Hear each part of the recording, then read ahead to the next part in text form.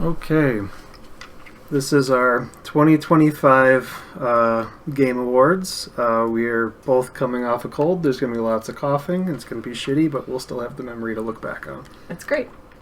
My voice still sounds kind of nasally to myself. Yeah. So usually, I think we start at 3, and we always go up. Yeah. And I think I usually have you start, but I can start this year if you want, whatever you want to do. Okay, we start at top to bottom of the category, so we start right out with Game of the Year. 2025. Okay, I can start. Yeah, I'm fine with that.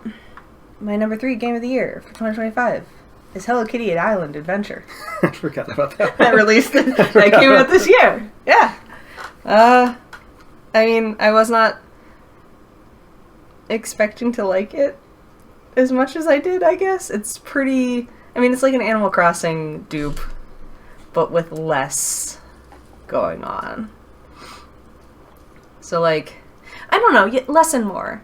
On one hand, you have, like, more missions and, like, quests and stuff to do, especially for, like, the different people on the island.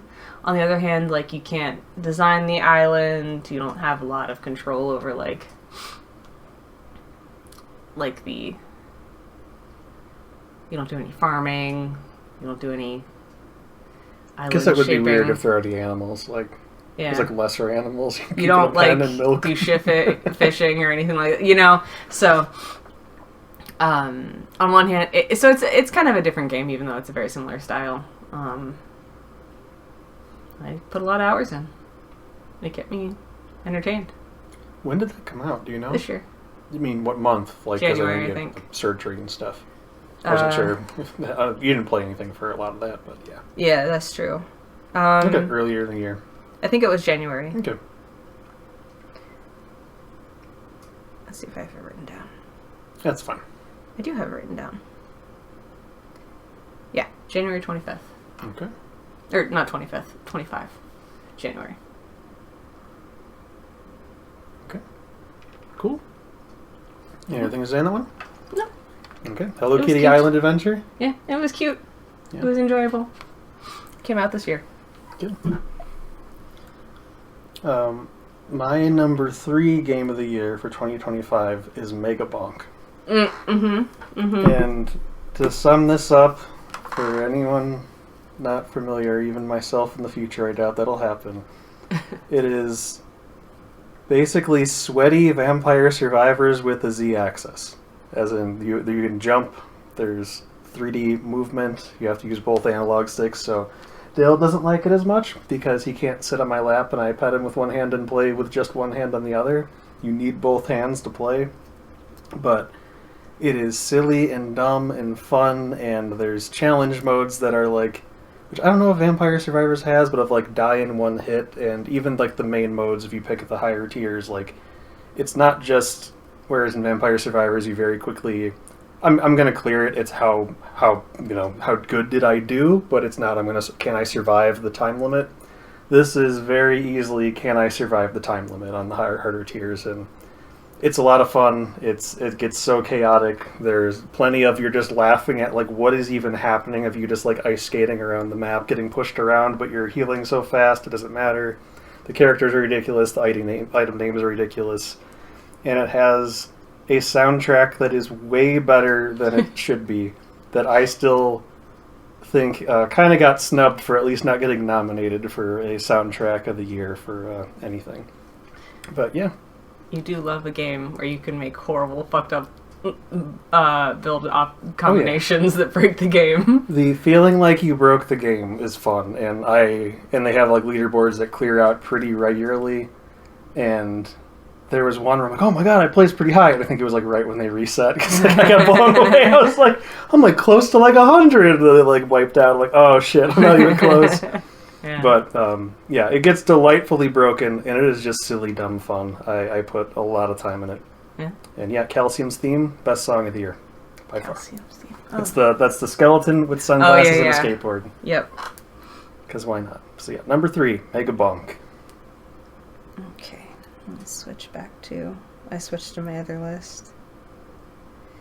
Alright, my number 2 is Assassin's Creed Shadows. Oh, yeah. That was this year. When was this year? Not perfect, but there has been a string of Assassin's Creeds that I just did not have any interest in prior to this. Between this and... God, what was it? Odyssey, maybe? I forget all of them now. Origins, maybe. I don't know. There was a string that I didn't like. This one I actually enjoyed. It has some flaws. I didn't finish it. The story is weird. But, yeah.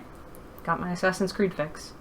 Yeah, and the big things I think I remember you kind of co-opting, I didn't play this one, but hearing other people play it and you play it, is that the samurai guy was just not fun to play. Not even slightly. And they were really rigid about, to my understanding, of like, oh, you're in this area with the wrong character. You better come back and do all of this again to get back to the spot.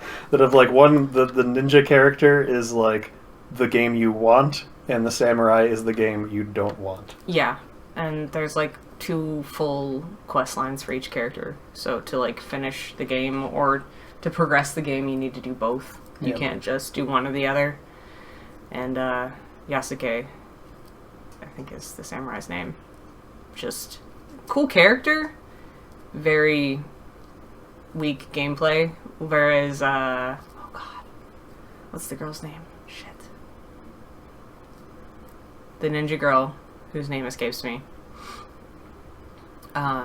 Clearly great story. Yeah.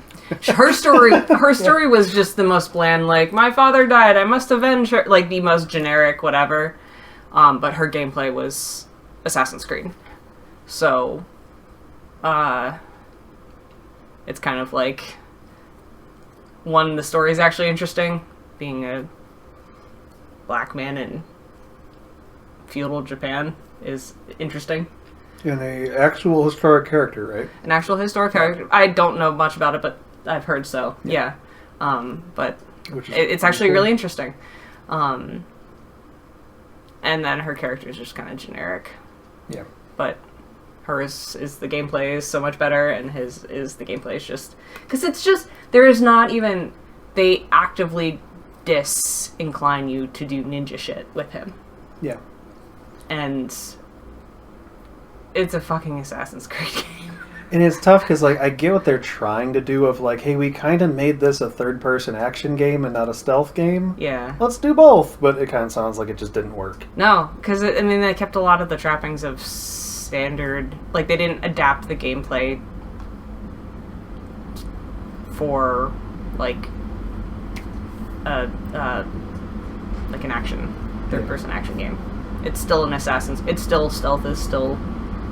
very big and an important part of the game. So he's just like, you can't even like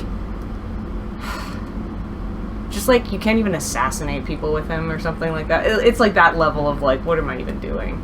So more often than not, I would get to a checkpoint, switch to him, talk to the person, because you can't talk to them as the girl, and then switch right back to the girl, do whatever I needed to do. And like you just end up switching to him for just like to get past the gameplay locks of like, I can only talk to this person as so and so. Yeah. So. But overall, number 2? Yeah, I definitely enjoyed playing as oh my god, her name. It literally doesn't matter if you don't remember. Like, the story's not good. It was forgettable enough you forgot one of the 2 protagonist names. I just want to know her name.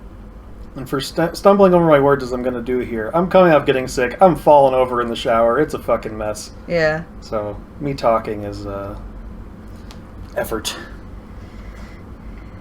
Naue. Okay. Yasuke and Naue. Yeah. She was fun to play. He had a cool story. Cool. Number 2? Oh, number 2?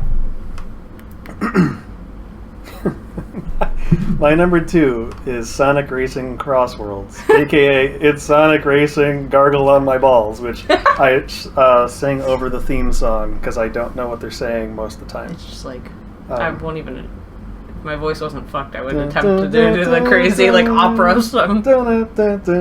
So that's how it goes. But this is a year that we had at least 2 kart racers come out, with the other major one being Mario Kart World, and I thought that was just kind of a fucking dud.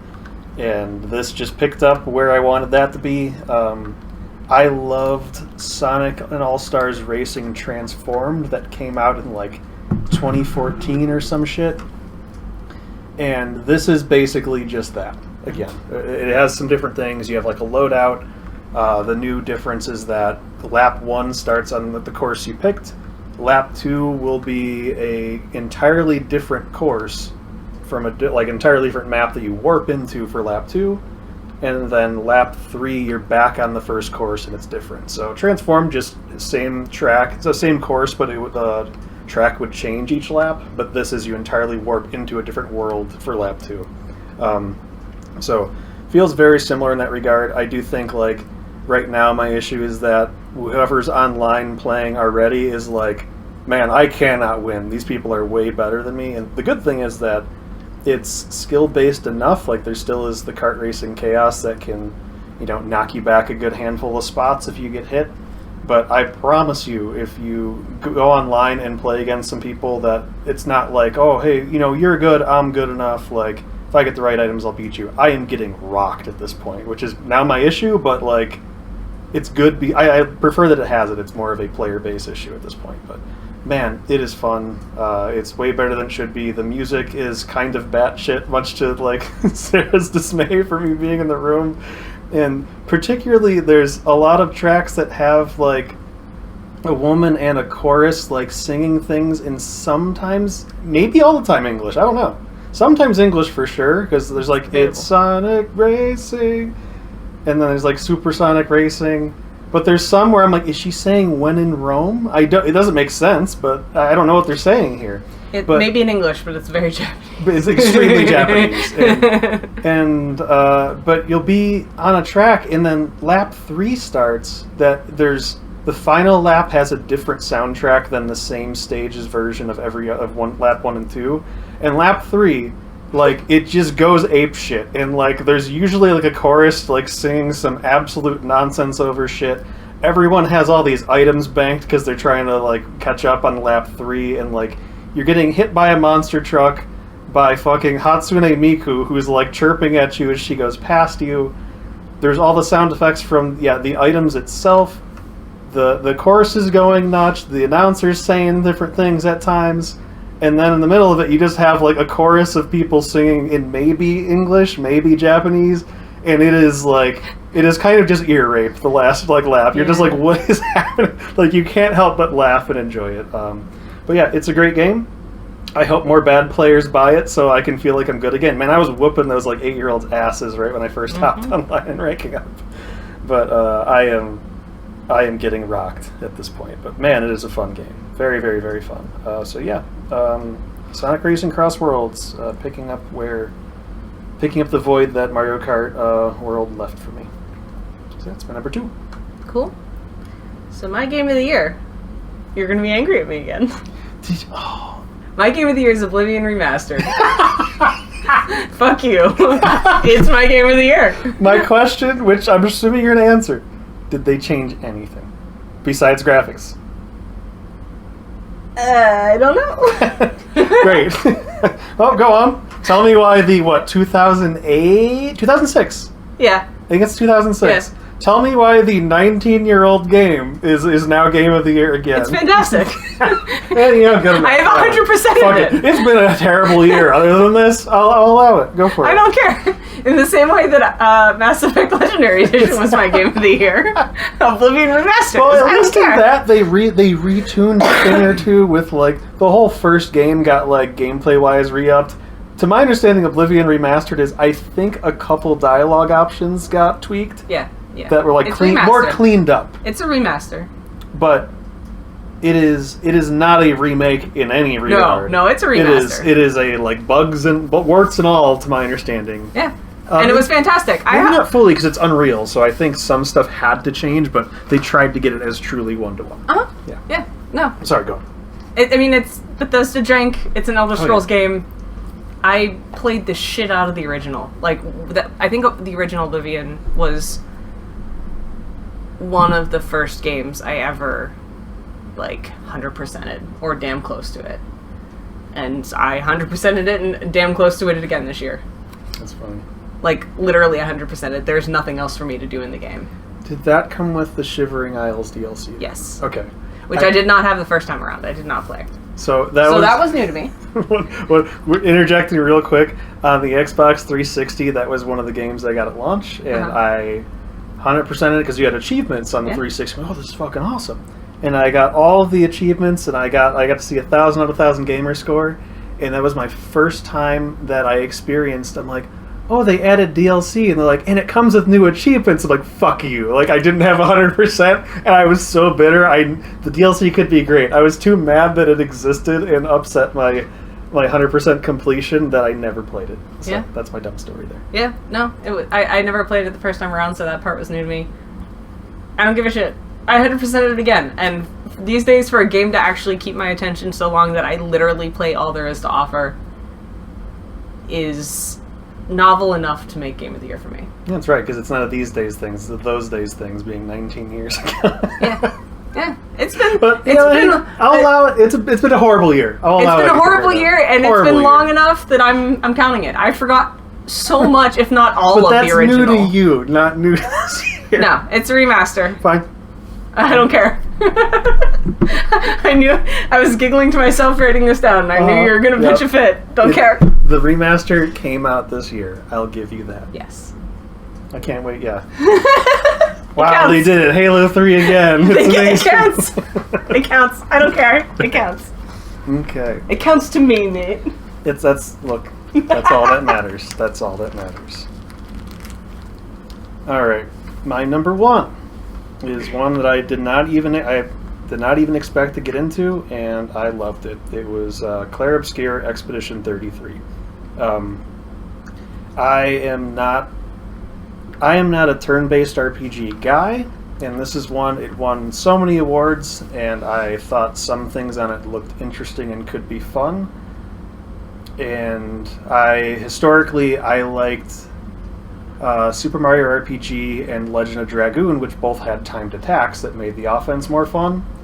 And I forget if at least Super Mario RPG might have had some defense timing to mitigate some damage. But the huge difference with this that I think I really kind of hope this catches on because it opens up a genre for me is adding in dodge and parry mechanics on defense that make it that it's not just you take less damage and you're still limited by how much did you grind for levels. You can entirely dodge damage. You can theoretically beat this game and not get hit. And that opens up the door to, yes, some fights might take longer, but every fight is winnable, and it is now a skill-based, turn-based RPG. And that is its gift to, I think, turn-based RPGs, and I really hope that catches on. And beyond that, I think it had some really great characters, some that are grounded in a ridiculous, absurd French anime plot where everyone's speaking with a British accent for some reason. Probably because just a French accent in English is just kind of hard to understand and a bit annoying to me personally. It's a little rough. Come on, compared to British. I still have my own issues of but whatever. But yeah, the characters are great. The more absurd characters are also great and a big highlight. I thought the art direction's awesome. I totally get why it snubbed Megabonk for the soundtrack. It is, out of anything I played, it's not even really close. If you're like I like Megabonk, it's not like a grand orchestra. Holy shit, there's a lot going on here, and the range of things to do there. But yeah, story goes some places. I think the story is probably the weakest part of it, but just a fantastic game, really fun combat systems. There's character-specific mechanics, so every character genuinely plays different. There's really cool and meaningful power-ups that change how you play and work into the strategy on stuff. And I'm trying to think, in me ever playing any turn-based anything, did I beat a fight and go, yes, and be like, that was so fucking cool? And I don't think that's ever happened. And because realistically, it feels like an entirely stationary Dark Souls fight in that there's really awkwardly timed life bar clearing attacks coming in, and if you dodge it right, you'll be fine, but if you don't, you're fucked up. And in that regard, like, I do think this is almost more of a turn-based RPG getting into the Souls-like fan base for that it kind of scratches that itch and, for me, makes it just a hell of a game. So yeah. Oh, and Luna will give you a foot fetish. It's just going to happen. I'm sorry. She's barefoot the entire game. I don't know. She also floats, but whatever. Sure. I'm sorry I'm leaving you for that. And Jill Valentine. Yeah, it was going to happen eventually. It's fine. And Cortana. Yeah.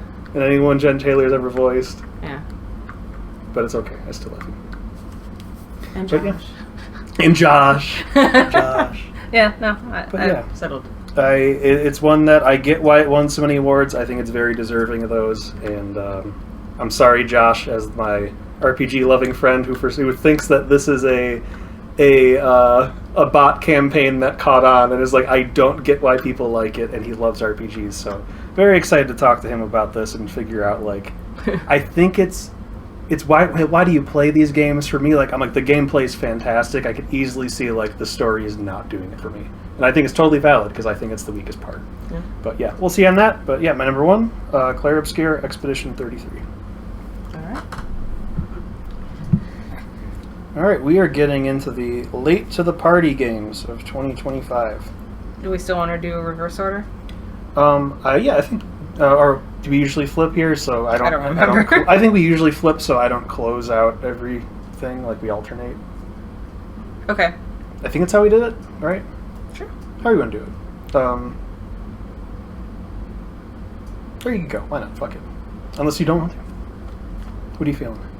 Are we just going backwards or forwards? Oh, we're ascending. Like ascending? 3, 2, 1. Okay, yeah. But I wasn't sure if you wanted to start or I should. I think I'm fine with you starting if you're coming. All right, sure. I'll start. My third late to the party game of 2025 was Wreckfest. I didn't play that till this year. Oh yeah, and that is late to the party. It's not new, but it's new to you. New to me. Wreckfest. Wreckfest. Very enjoyable. Getting into silly mode racing. Yeah. It's silly mode. It's silly mode, but I can still play it on my sim rig. So. Yeah, but it is a silly mode racing game. Yeah, it's a good in between state for me. It's technical enough that I can play it on my sim rig. I have gears to shift and stuff like that. But sometimes you're crashing into each other with lawnmowers, or it's a figure 8 track and you're just crashing into each other in the middle. It's a great game. Or people just fucking shutting you into the wall on the last fucking turn. The one where it's just like a loop, but there's tons of short berms in the middle, and then there's a loop at the end. I watched one on the last lap. The AI, whiffed one of the jumps and just hit you head on, and you lost. And you're like, God damn it! And then you just restarted, she's got it. She gets it. You can't help but laugh and move on. It's so good. The AI is brutal, not in the sense that it's really talented and it's hard to keep up with. Brutal in the sense that they don't give a fuck, and it will take you out on the last turn. Yeah, it's so good. It's unfortunate luck will fuck you over.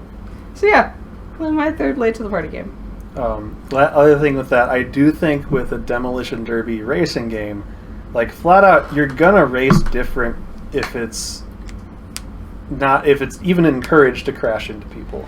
And I think one of the dangers of it is you're slowing down because you're in front for a turn, and the guy behind you is like, I'm going to make you slow me down. And they put you into a wall, and it course corrects them. Yeah. And it is... I've done that on It's there. so fun doing it to other people, and when it happens to you, you're like, God fucking damn it, you piece of shit. It's so fun, though. I like it because I don't... And there's dress up. There's dress up. Per play. Whenever I'm playing, more technical sim racing games, I don't like racing other people. That's something I'm still learning to do. I'm not good at it. I just do hot laps, time trials, and just try to go fast. That's what I like.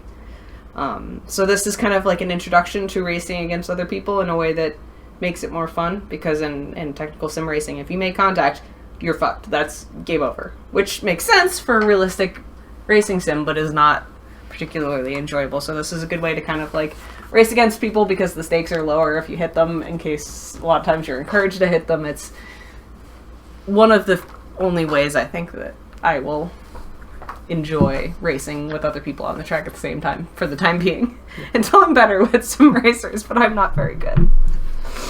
Cool. So number 3, Wreckfest. My number 3 late to the party game of 2025 is a horror game called Tormenture.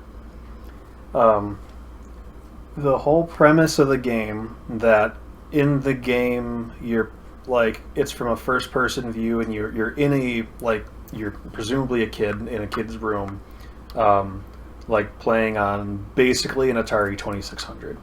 And you're unraveling a plot around what ultimately is kind of set up to be like a like cursed or haunted like video game that is all like Atari 2600 graphics, and it is ultimately a game where you're going around doing some kind of like puzzle solving type things with that kind of pretty true to form simple graphics for that. There's lots of parts where to continue things in the game, you're like at any time you can not be looking at your CRT TV, which they have kind of modeled in the game, but if you press a button, it'll kind of pan out and you're in a first-person perspective in the kid's room, and you might need to kind of like look around and like solve some things, and like there's different elements outside of the game that tie into it. And I thought I'm not the biggest like, hey, let's go push a box and solve a puzzle, but like the theming on everything, the sound effects, the everything, like it's not one that you're going to be like, oh my god, it's keeping me up at night, but it's just such a fun, good, spooky atmosphere with it, and it totally delivered on the I'm a kid in a room late at night in like the middle of like a storm or something, like playing some like haunted game. That I thought that was just such a cool concept, and it absolutely delivered on it. So yeah, it's my number 3, Tormenture. And I really, note to self on controller hoarding, I might need to add a few buttons to it. I want to make basically an Atari pad.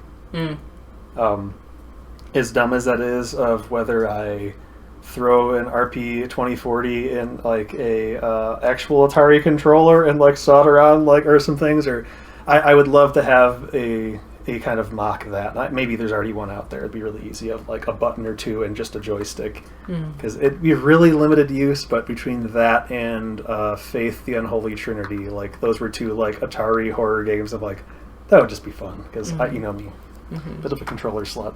So yeah, number 3, Tormenture. Cool. My number 2 late to the party game was iRacing. Similar vein. Yeah. I'll get to it later, but I got a racing sim this year. And iRacing is the game that everyone else plays on. I also play Assetto Corsa.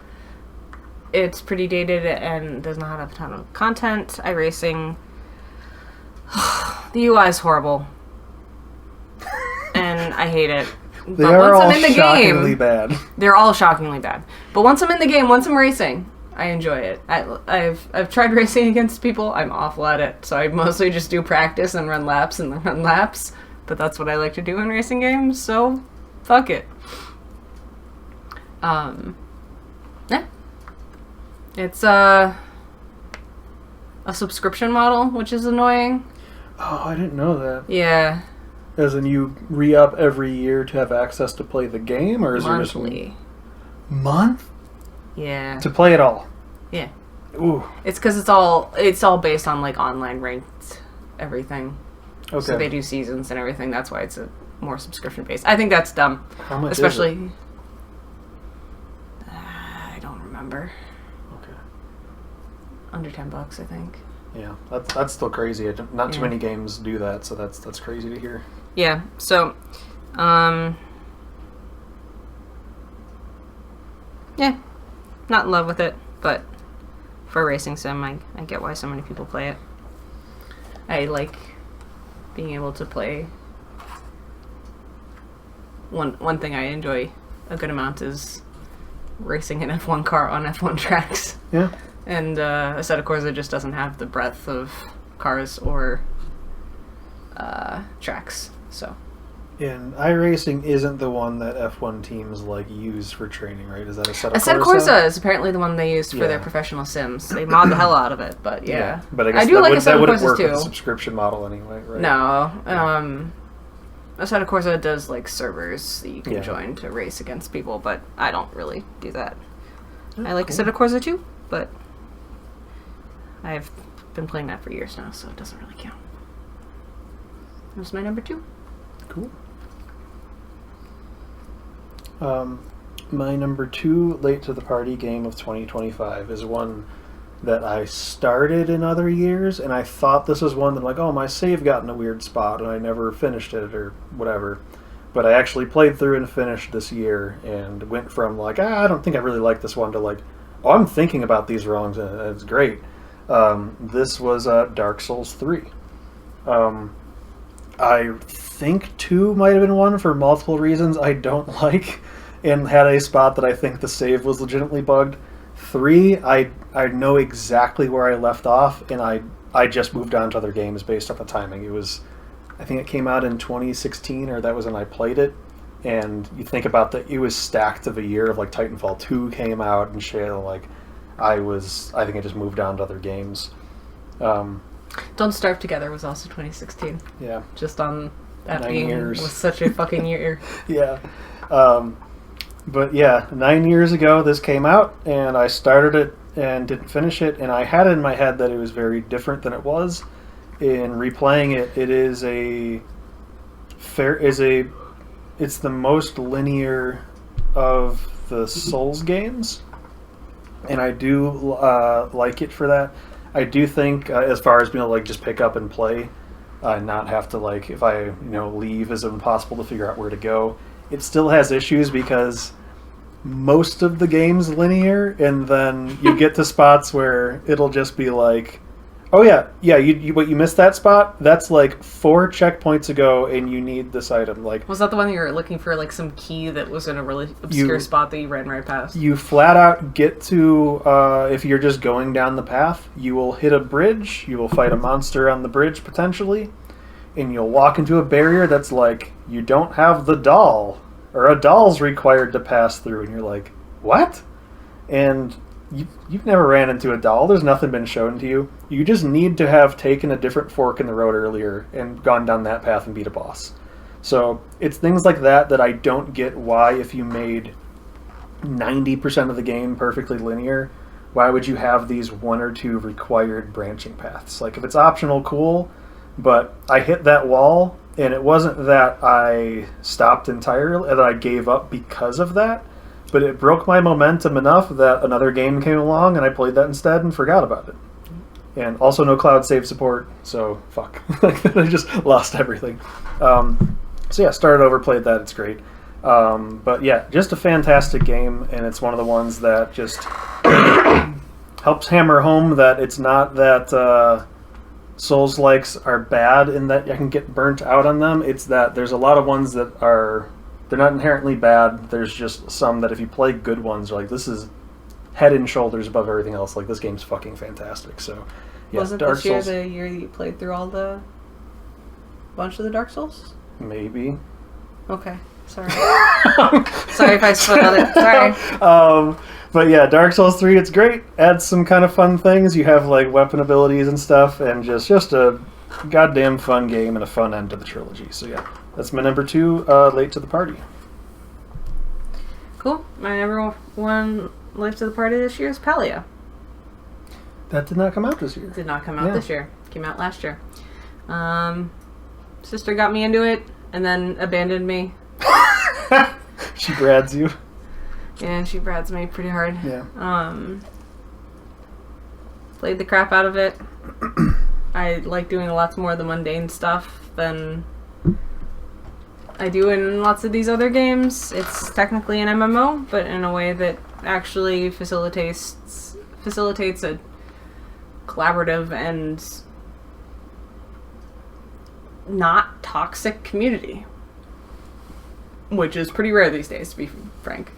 My working theory is that for whatever reason it has attracted an older crowd, and no one 30 plus wants to deal with that shit, so it doesn't get perpetuated.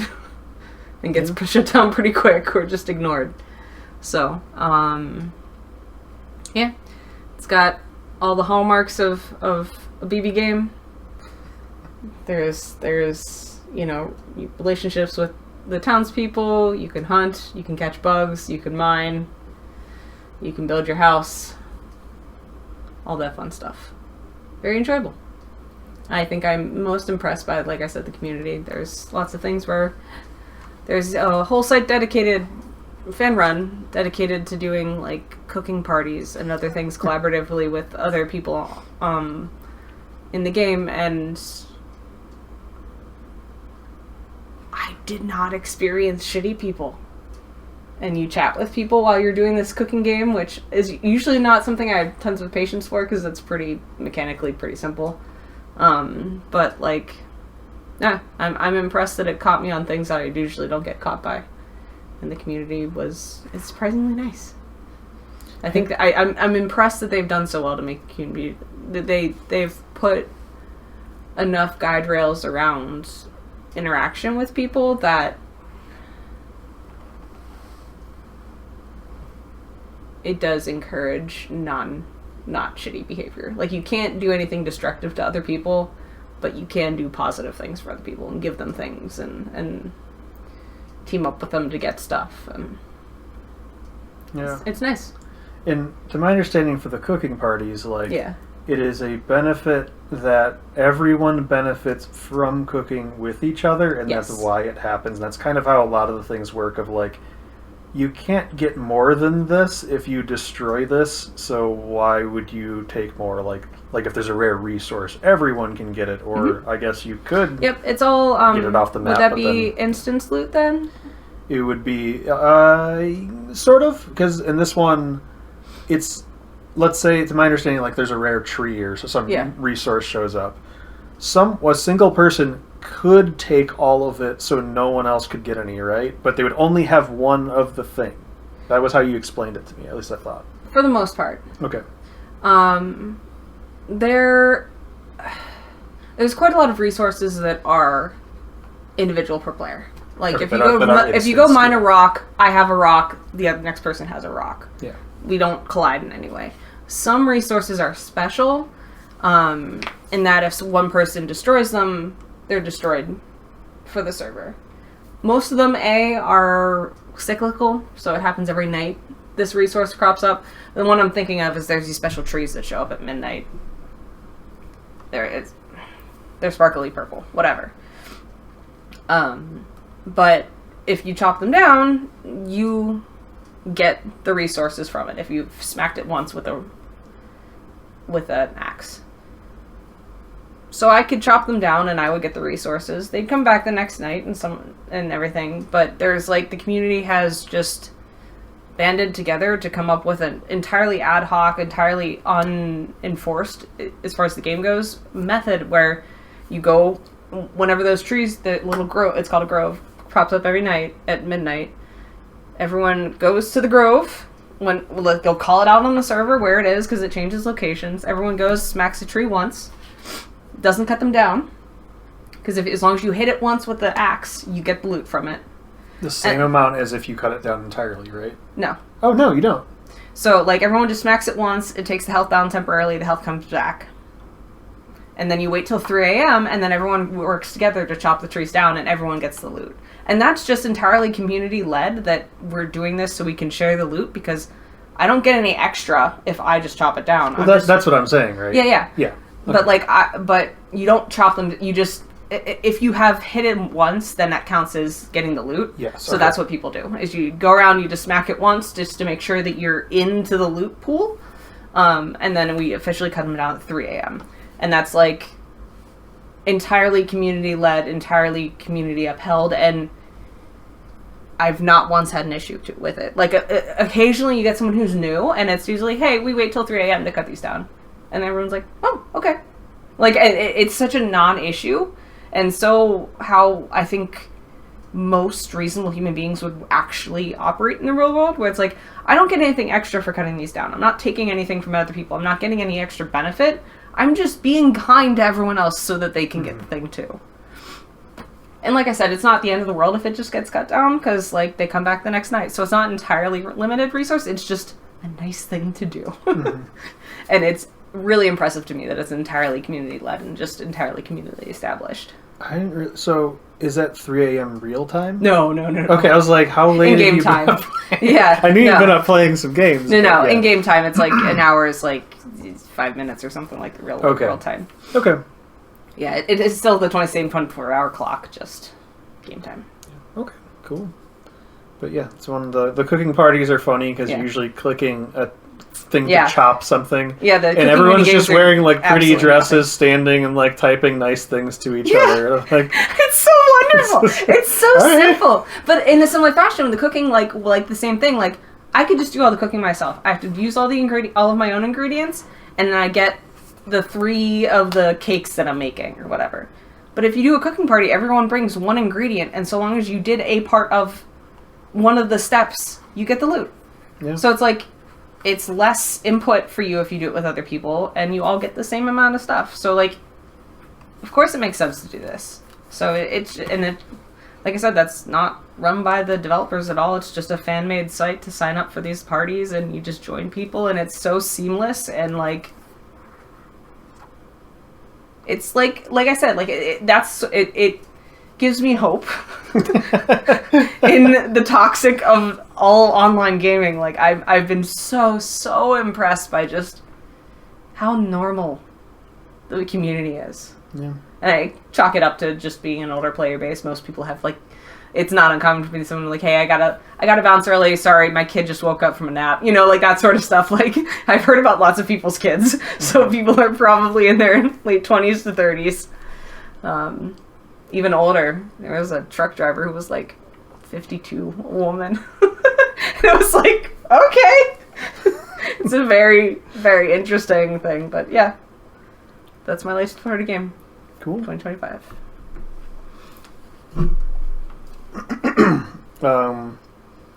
My number 1 late to the party game of 2025 is Withering Rooms.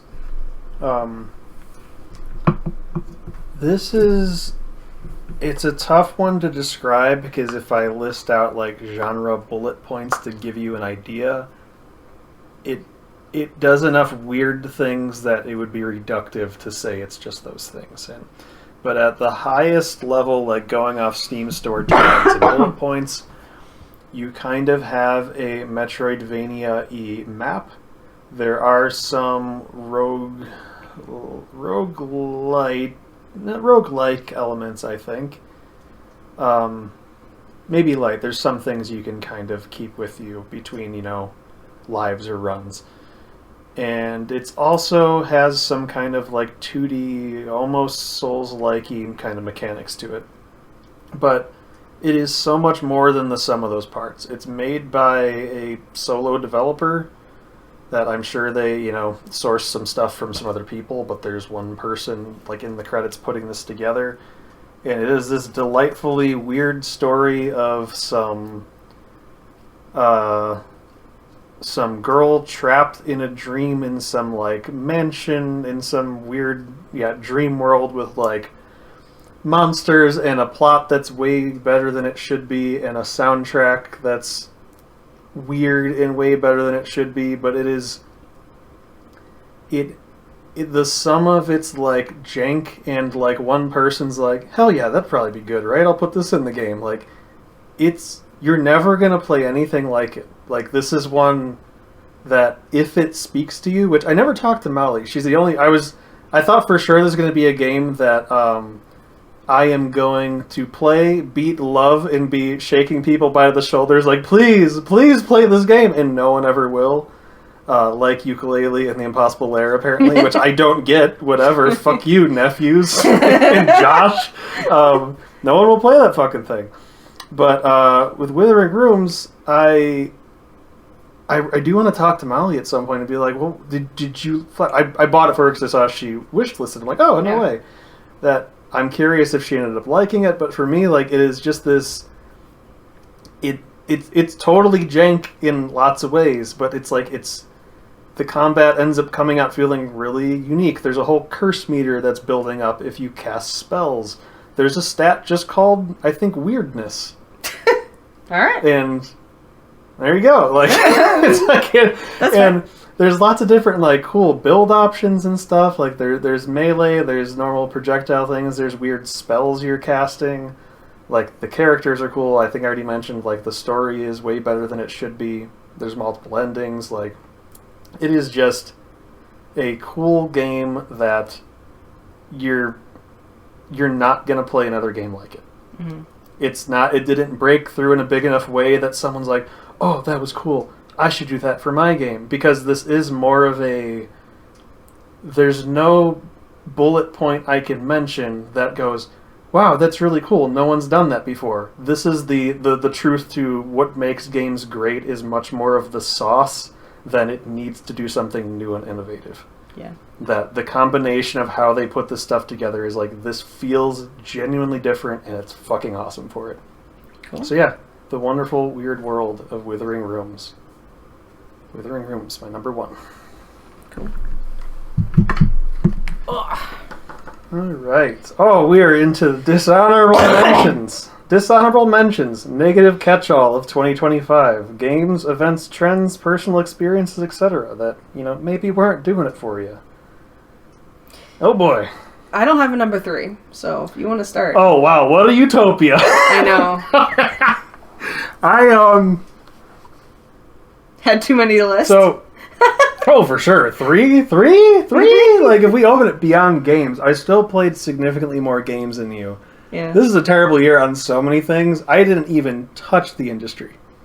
There's one bullet point on one of my things around it, but, like, there's so many terrible things right now in gaming, too, and on the game. Alright, I can come up with a third just off the... Okay. Yeah, okay. Well, real quick, just almost, like, not even touching what was ultimately most games I played this year, new to me, were not good. Yeah.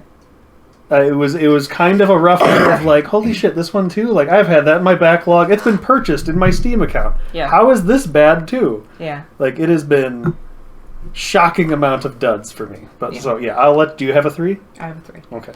Sorry to burst your bubble, Yeah. make your world a little darker. But well, most go of mine, the 2 I had listed were games specifically. Okay. And therefore my third one is just, I had to resist the urge of just putting AI, because I was thinking, like, how has AI just ruined gaming? And it hasn't directly, but I can now, because it's been fucking up the hardware prices of RAM and everything, Yeah. and fuck that, and so AI gets to be on my list. Yeah. Yeah. So right now, AI is driving up the price of RAM, and probably it was doing... Storage is going Storage, up too, yep. but RAM is the absurd one right now that there's like serious concerns for future hardware and not even video games, but like, hey, does it have a computer or something? Like, some people's fridges are gonna have RAM in it. Like, it's in your car, it's in everything. Like, everything's gonna get more expensive, gaming included. Yep. And that just keeps more people out of the hobby. That sucks. Because of AI specifically. Yeah. So. Which is just greed. That's it. It's greed. It's it's not even greed, because like it's not going to make these greed. people money. It's just going to like greed for right this second. Right, but if you sell your stock, I know, then you're good. That's all any of this is. It's so short-term games. Yeah. The world's burning. Yeah. Yeah. Quite literally, because it's also using up all of our water. But okay, I'll just fucking kill myself. Yeah, no, it's terrible. We don't need to get a full AI spiral, but that's my dishonorable mention, is that AI is fucking up the price of hardware. Yes. To the point at which you're kind of like, should I buy RAM in case something goes wrong levels?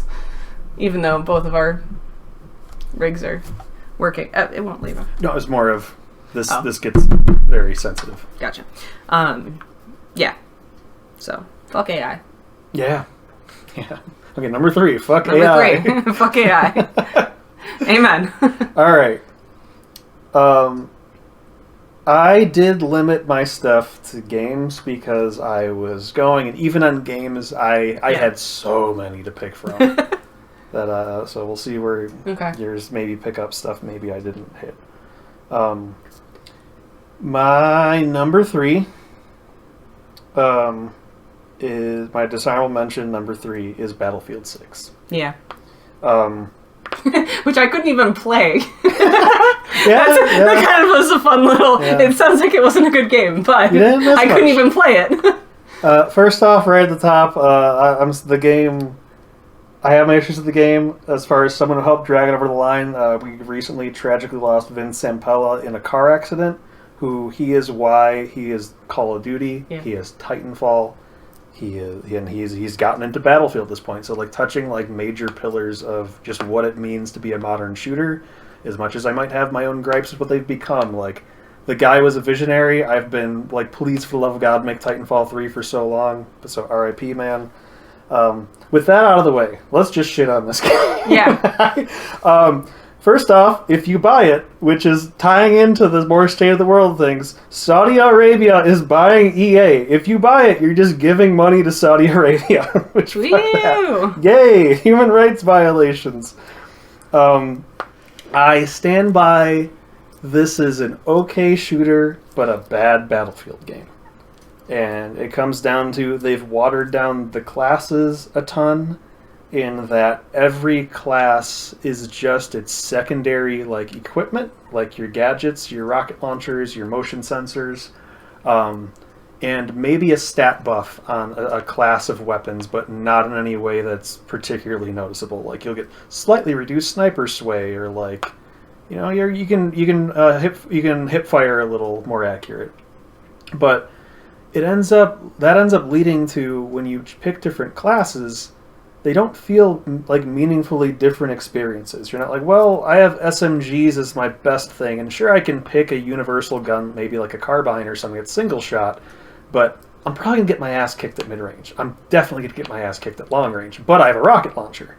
And you have that type of thing with your effective ranges and what you can do with the class for each of them, and that's just out the window. The biggest one since Battlefield, and I'll try to make this quick because there's so much to rant here, but since Battlefield 5, you can revive within your own squad without having to be what is the medic, which is now support, which is, I think it was eventually named that, but so that changes thing. But the new thing here is you can drag people. You take longer to revive, but you can grab their body and drag them out of harm's way.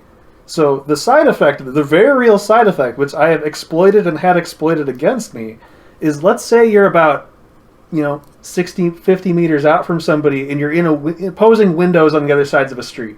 If I shoot that guy and I don't get a headshot kill, which makes it that you can't revive them, they can have any squad mate get them right back up just out of frame, and even they won't have to be even standing in the window. You could be prone, but you could drag them. Let's say they're in the open.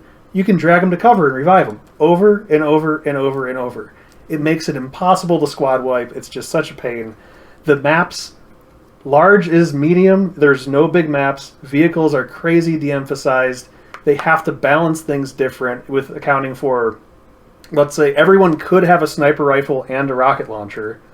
So, well, your sniper, it's secondary gear, and anyone can have a sniper rifle. Yeah. You can see how that just fucks up balance, in that you can't make a class that because I have this buff, you can give me this debuff, or because I have this debuff, you can give me this buff. So everything just feels watered down in a way that's hard to describe till you play it. And the balance is just shit. Vehicles are almost non-existent. The maps are crazy infantry focused. It's kind of a fucking mess. And I think I think that's largely it. The other thing is just this continues on. Conquest has been on a decline since Battlefield 1, when they introduced a meter that just showed it a ratio. Like, you couldn't count the numbers, but you can kind of look at how much your team's color filled the bar and go, okay, I'm guessing we have about 3 times more people in here than them. And that started in Battlefield 1, continued in 5, and in 2042, which everyone hated, and this one, you flat out have a number showing in Conquest if you're in the same zone. So in games prior to Battlefield 1, you could entirely be in a zone. No one would know you're there until your team took the majority, and then it would start capping. So you could sneak in there, have people leave or kill some of them, and they wouldn't even know, or they wouldn't even know till that starts to cap. In this, the second you step in a zone, which if you go there alone, which it's going to happen sometimes, it will immediately pop up a thing that not only is it like the Battlefield 1 and later ratio bar, it will be like, there's one of you and 7 of them. You guaranteed those 7 people go, oh, there's one person here? Let's go fucking kill him. And in that case, it's even with the ratio, it was ambiguous of the count. In this, you know you're looking for one person. You're like, it's 7v1. Rush them. Who cares? Like, the strategy entirely changes. And I play these games for large conquest. Conquest is fucked up because of the UI from the 2042 plus changes, and the large maps are just not there. And the maps that are there are just poorly designed, at least for Battlefield. I want vehicles to be a threat, and they're not. So that's my rant on that. I don't like Battlefield 6. It's going to be one... Oh, and you need to enable Secure Boot, which is why Sarah doesn't have it on hers, and I had to do it on mine. So it's like, yeah, you can do that, but you can potentially brick your machine in the process. But Battlefield 6, it's my number 3. Yep. All right, my dishonorable mention, number 2, is Monster Hunter Wilds. Not bad. Not awful. Not good. Not good. Just there. We stopped playing, and you finished it, I think, because you have that gene that makes you want to complete things, and I just left it. And it was such a... I didn't rage quit. I just didn't boot it back up again. That's it. Really, really okay. There's a piece of this that you're leaving out. The co-op is the most abysmally designed thing to it, and that's why we didn't beat it together. That's true. So how it would work, you would have to, I think, per mission, invite someone to go in. You would watch the cutscene. You're right. Once the cutscene ended, the first person would be in a spot. I think the second, you'd basically, a cutscene would phase out, and you're like, oh shit, there's a monster. And whoever the host is in a spot that they're actively in the fight that it stopped on. That's right. Yeah. And the second person is spawning in on the map and is jogging for probably 4 minutes to get to the fight. Yeah. And this would happen every time. Sometimes we had to join in progress. It's just, the co-op is a fucking mess and an embarrassment, and there's so much story things, so like, I think there's some that you couldn't go co-op together. Like, it is just the most hodgepodge of can play together, can't play together. Yeah. And it's another... and you had it's to another one of these games where they design it like, well, we're going to design it around the end game. What's that? Sorry, I was just waiting for you to open that. We're going to design it around the end game when, who cares? You're playing together. Join, start a hunt, whatever. It works. For the campaign, which is what we play it for, it was unplayable. Unfucking playable. Is that it's not like the previous games were good on that front. They were workable. They're pretty bad, honestly. Yeah. But you could make it work, and somehow they made a massive step back. Oh, yeah. They made it worse, somehow. I don't know. And then I remember distinctly that you would have to, grind a lot more to get armor sets. Mm-hmm. Like, you couldn't just defeat them once or twice. It was you had to do it a fuck ton of times to just get the armor sets that you would normally just unlock by nature of playing the campaign. So annoying. Yeah. Well, this one was less grindy. Then what was the issue we had? My issue with this one was that they have a wound system which would basically shit armor components, and you would basically be stunning the monster constantly. The monster spent half the fight stunned on the ground. Yeah. Regardless what weapon you pick, because you would hit these wounds, they would fall over, parts would break off. Right. Yeah. You would make whole weapon sets, and that is the game. Is go hunt the monster, so there's almost no reason to ever fight a monster twice.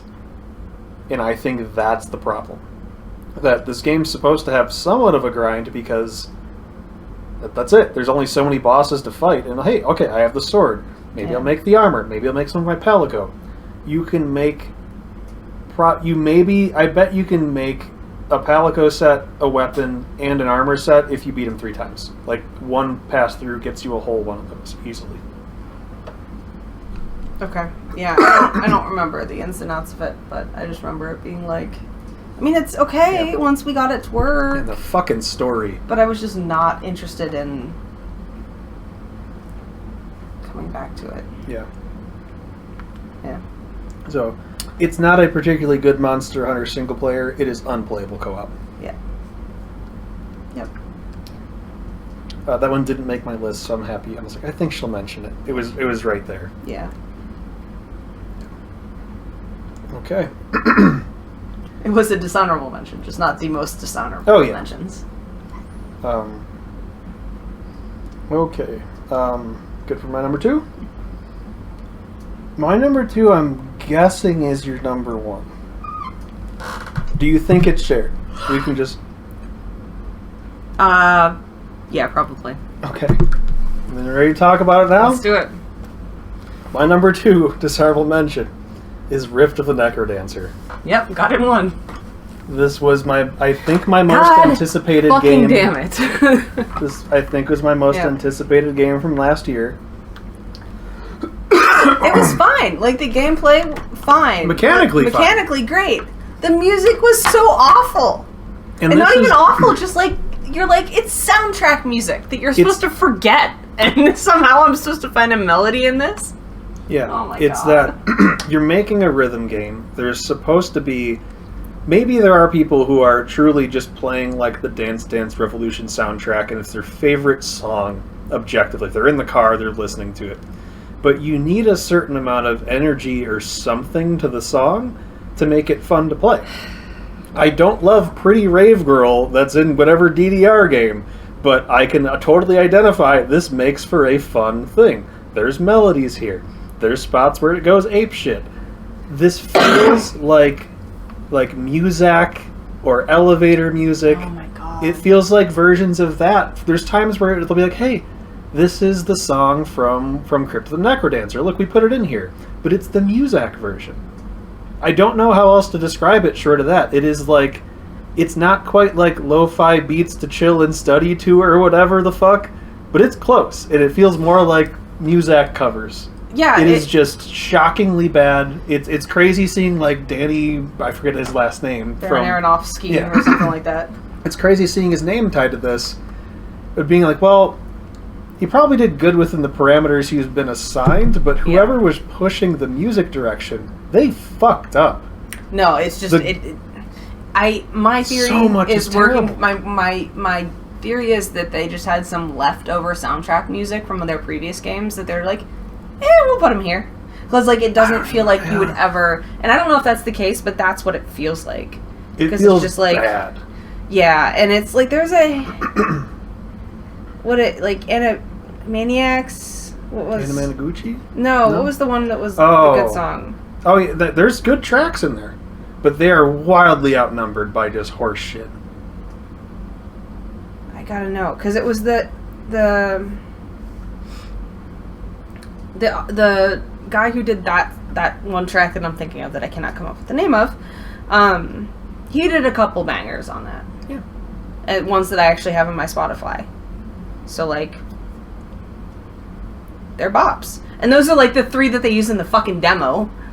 All of the good songs they used in the demo, and then, That's part of it. It feels like they knew, but you're like, if you knew, why didn't you just make better music? Like, this is the game. Yeah, like they yeah. It, like you said, it's like the art direction, because they probably, like, commissioned these songs, and they're just not good. It's baffling, because I can't stress enough, mechanically, this game's fucking great. Oh my gosh, yeah. It's the coolest rhythm game I've ever played. Just, like, from mechanical... Like, it just... Yeah. It is innovative in the space, I think. And I know that that's kind of a cliche thing to say, but, like, I've never seen anything... No rhythm game has been like that. In a more, there are notes coming down a line, because I still think Crypt of the Necrodancer is the original is my favorite rhythm game. Sure. In the more notes coming down a line, traditional in that way, I think this is the most innovative, with the enemies jumping across the 3 lanes you can press buttons on, and having to read those patterns. I think it's so good. But it's like why do that if the music's that bad? Yeah. There were two that I actually have saved, and they're saved by the same guy, Alex Mokala, and it's Amalgamaniac and Revenge. Sure. Yeah. And they're so good. They're by far and away like the title tracks. Yeah. And they're so fun, and they have a melody, and it's Crypt of the Necrodancer, and then the rest are just fucking elevator music. It's so... Yeah. Did you look around to see if other people were as upset as we were? I think it's very held in high regard. I feel there has to be others. But I'm like, I think the music's terrible. I think it's a mechanically great game that ultimately I recommended because I think the music is subjective. Yeah, but it's like... But I think the music's bad. The music is... Subjectively, yes. Subjective to taste, but as a rhythm game, bad. But objectively, it's not good music for a rhythm game. Yeah. And I just don't know how a series and a studio and an artist and all these people who have been involved with Crypt of the Necrodancer fuck this up. Because they know their shit! Yeah. What do they do? It felt like after... I love Crypt of the Necrodancer. It is, I think, an all-timer of one of the greatest games you'll play in life. Yeah. And after playing the demo, I'm like, this is going to be my game of the year next year. It's clear. And you go in and you're like, hey, why is the story mode fucking terrible? Why is all the music bad? Yeah, because they had to do like the stupidest You're doing like mini yoga. games. You're doing mini games. Yeah, one of the mini games is like you're doing yoga, and it's music that feels like it should fit for yoga, and somehow they're trying to use that. Yeah. Like, it's just it's a bad game. Yeah. In mechanically great in bones there to work with, but the horrifically utilized. Music, awful. So, terrible selection of music. Awful. And like I agree that there's probably some subjectiveness to it, but I think objectively it's not bad music selection for a rhythm game of this type. The one thing that's interesting, they do have custom track support with Steam Workshop. Yeah. And I had pulled up, someone put some like Jet Set Radio Future soundtracks like, in there, and you're like, this is awesome. Yeah, pull the original Crypt of the Necrodancer songs and you're sold. Like, that would have been so much better than whatever the fuck they did. And like, they have crossover things with other games. They have like some tracks in Pizza Tower and shit like that. So like, there's some cool stuff. It's just, you're like, okay, you made the bones of a great rhythm game. Make the game about playing the music. I don't care about the terrible story mode, and put actual good music in. It was just the most baffling fumbling of what should be my number one game of the year, and is now my number two. And that you're like, how did you fuck this up? And the only thing saving it from the number one spot for me is still just that. I'm like, mechanically it's great, and I'm giving it benefit of the doubt on if somebody likes the music, this is actually just a good game. But I would challenge that and be like, but is this good music for a rhythm game? It's just, it's missing that punch. You need a melody, because the melody is what they base the mechanics of like the notes and stuff on. And half of these are just like fucking elevator music. I mean, it's not quite, but like it feels like weird like lo-fi versions of songs that might be good for a rhythm game. Yep. Disappointment. To the point that they have covers of songs from the original. Yeah. From Crypt of the Necrodancer, and you're like, this is just a bad version of it. Yeah. Or it's just a slower, more muted version of it, yep. which is the opposite of what you want for this sort of game. Yep. Let me slap some buttons on the beat and feel good about it, and it just... There's not many tracks that did that, and that's a fucking shame. Yeah, there's like 3. Of the whole roster. Yep. Stupid. Dumb. That was my number 1. And my number 2. Okay, with that out of the way, here's the turd that beat that. Oh, God. It also was on my most anticipated list. It's Doom: The Dark Ages. So, they have changed the formula of the new Doom Now trilogy each game, and I guess I can respect that. That I forget their mantra. There was the first Doom 2016. They're like, oh, it's rip and tear was their whole everything. The throughput for the thing was their design philosophy. 2 was a jump and shoot is how they described it. The 2 being Doom Eternal, which I didn't really. I thought Doom 2016 was okay. I loved Doom Eternal. But apparently for a lot of people, there was too much going on, there was too much to juggle, and it was overbearing for people. I apparently live for that shit, and it's amazing. And they oversimplified things with Doom Dark Ages, which the mantra for that one in the Dev Diary stuff, they said it was stand and fight. And damn, you're standing. So, Yeah. I think there's a jump button. But you just have a story that is like it feels like a dumb story that would end up in one of the why do they keep making so many of these fucking Warhammer games things of like you're like, oh, he's Doom guy's on a dragon now, and it's a really bad sequence. But the story is terrible, and there's so much of it, and the gameplay is crazy simplified, and the maps you're on are just wide open, flat levels, which I know you can go back to like Doom 1 and 2 and find some spots where you're like, oh, it's heavily projectile-based dodgeable things, which that's what this is, but you still had those like hit scan things, so the rooms weren't like that. So the people were like, oh, it's like old stuff. No, it's fucking not. And the whole everything, there's whole mechanics where like, well, you kind of can't really hurt this guy until they'll throw out attacks periodically that are green, as opposed to whatever like orange or whatever accessibility color you pick for the default, which the game does have some great accessibility options, so shout out to Bethesda for that one, or id Software, whoever the fuck's doing this these days. But the green attacks come out and you parry them, and that puts them in some state where you can really fuck them up. But there's lots of times you're just standing in front of the big guy like, okay, hey, you should throw the green attack so I can play the game. And compared to Eternal, which is like, fuck you, I'll shoot you with my energy dick. Like, just every 2 seconds, you're fucking them up with everything you have and switching weapons. Like, oh, let me snipe out the tail of that guy. Let me shoot this guy with a rocket over here. And every enemy has their weakness, and there's a flow between the weapons. In this, it's just a flat turd of wait for your turn to parry. And it's just a bad game. It is. I finished 2016 and thought it was just okay. I adore Doom Eternal and beat the shit out of that. And with this, I got about maybe 30-40% of the way through and was looking up on how long to beat. I'm like, how long is this game? Absolutely not. This is terrible. And just bailed out. So you went from, hey, maybe they're trending in the right direction, to I watching the trailers, I'm like, I mean, okay, maybe it's more fun than it looks, to be like, this is a piece of shit. Like, oh my god, they fucked up Doom. So yeah, that's my number 1. Doom the Dark Ages.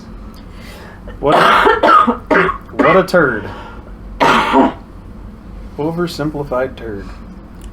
Alright, that brings us back towards positive things again. We're getting into our honorable mentions, positive catch-all 2025, games, events, trends, personal experiences, etc. So, it doesn't have to just be games. Yep. The good stuff. The good stuff. Number 3 is actually my only game on the list for me, and it's Slime Rancher 2. Yeah. Finally came out after forever. I think it was literally in my anticipated games for like 2 or 3 years running. That it's actually 1.0, right? It's actually 1.0. It's been out in early access. Yeah, it's been out forever, and I refuse to engage. It's not a Game of the Year contender. It's all very, very, very, very similar to the first one. Like, all the slimes are the same. Like, there's a lot of repetition, and it's been a while since I played the first one, so not a great game, but very glad that it finally made it out of early access and was enjoyable for what I played of it. That's my number 3. Cool. My number 3 honorable mention is a game called Look Outside. Once again, going with the theme of why am I playing turn-based RPGs. Well, one was everyone and their mother was like, dude, this is the fucking best game ever. Turns out they were right. They got it. This was, I'm a weird horror freak, and anything spooky and gross and weird and disturbing like draws me in like a fly to shit. And this game is, I believe, made in like Game Maker, but the sprite work in the story is like fantastically fucked up and awesome, and definitely tonally you'll have like cosmic horror, keep you up at night shit mixed in with like, oh, that's pretty silly. Like there's genuinely silly stuff mixed in with, there's some things you run into in the game that you're like, oh, that's horrible, I don't want to think about that. And like just some of the ways they describe things, like the writing's pretty goddamn fantastic. The places it goes, and I can't stress enough, like I was playing it, so much of it while I was playing it was for story for sure, but I think art is I think art in general is just what draws me into things, and I think humans making art is crazy and awesome and important.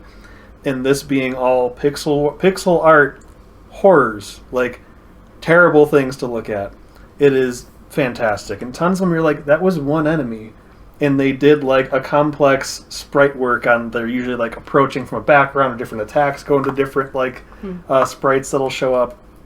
Like visually, if you play games for the art and like horror, you have to play this. Like it was just fantastic for that. But yeah, the whole premise of the game, just getting into the cosmic horror thing, is there's some event, let's say, happening, and I believe your character wakes up in their room.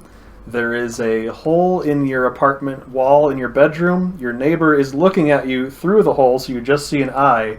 And they're like, hey, you should look outside. Oh, wait, maybe don't. And you start realizing, going from your apartment, that anybody who looks outside mutates into a horrible monster. That is the premise of the game. It is awesome. There's people fused with all kinds of shit, and everything's all fucked up. And for me, I think my only gripes with it is I think you want to explore as much of it to see all the crazy things it does, but they can force you into like game over screens by doing it, and you're like, oh, you would never know till you do it. And if you're not playing on easy, that might set you back a couple rooms. So for me, it was drop it to easy. I'm not an RPG guy anyway. Go explore, go die in weird ways you didn't see coming. Go. I save scum the shit out of it. There's stuff you can do, you're like, oh, that's just gone now. Like, holy shit, they did that. And you're like, I respect the shit out of them doing that, but I think it really fucks people. Like, there's some just crazy cool stuff in there. So, a horror fan's wet dream. Definitely go check out Look Outside. My number 3.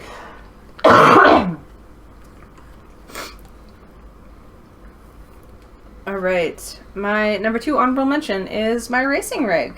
My lovely husband, for my birthday, bought me heavily subsidized. I subsidized it. You heavily subsidized a rig for my racing wheel and pedals. So it's got the full seat and pedals and everything mount to it, and we put it up in front of the low TV in our office, and it makes for a very, very good sim rig. I've had the wheel for a while, but it never felt right putting it on a desk and sitting upright, and the pedals would always shift, and I'd have to wedge it against the wall, but there was a cord in the way, and it never just felt right, and it never felt like I could actually kind of wail on it the way you kind of have to if you're trying to race a car. Like, you always had to be careful you didn't turn it too fast or too hard, and the pedals, like, you couldn't press it, like, just stuff that really decreased the experience. On top of the fact that most of the time, especially in race cars, you're not sitting entirely upright like you are in an office chair, and that just feels so inherently wrong to me. So yeah, we got it. We found a way to kind of get it up and out of the way, and it's been really fun. I want to get it out again because my lovely husband also got me F125, which I want to play. Now that we're on the other side of sickness, mostly. Mostly. That's my number 2. Cool. My number 2, partially maybe hinted at by my lovely wife. Honorable mention is Lies of P Overture, which is the DLC for Lies of P, that catapulted me into. I replayed all of that, beat the DLC, and then basically entered Hot Souls like summer. That from June to like July to maybe even into August is I think when I maybe finished Dark Souls 3 because I fell off for a bit. Life was just chaotic.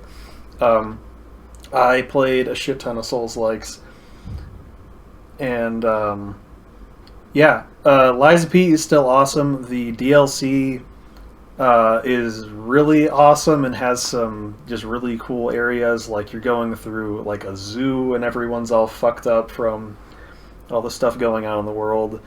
It heavily features the one of the like side characters that is a serial killer in the world, and he's just one of the coolest characters in anything, and he's extremely prominently in this one. So yeah, the DLC for that's amazing. And in beating that, I was trying to put in my head, like, hey, where do I place the Souls likes? And that's where I was like, let's play Dark Souls 1 again. And then I was like, wow, Dark Souls 1's fucking awesome. Like, wait, is Dark Souls 2 still ass? And I popped in for an hour, I'm like, oh, Dark Souls 2 is still ass. And that's then what made me go into, let's try to finish Dark Souls 3 while I'm here. Yeah. So I beat 3 Souls likes in a row and bailed out of one that is just truly ass. Anybody who likes 2, the only way you can say I like it is if in the same breath or the next sentence you admit, but it's ass. Like, because I have one coworker who he's like, look, I like 2, but it's a bad game. Like, you'll have that. So yeah, Hot Souls like summer and Lies of P and Overture shoving me into that. That is my number 2 honorable mention. Cool. My number 1 honorable mention, positive catch-all 2025, is the Steam hardware announcements. Yeah. They're doing shit.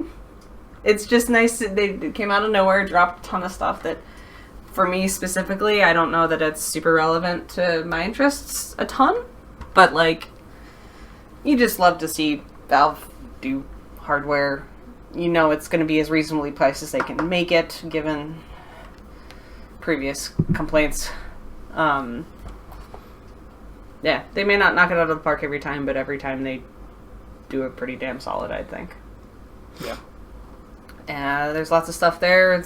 There's like, I forget all the names for all the things, but the VR headset's something that we could try. We're both kind of... It's a Steam frame, the Steam... Next Steam machine is, I think, what they're just calling it.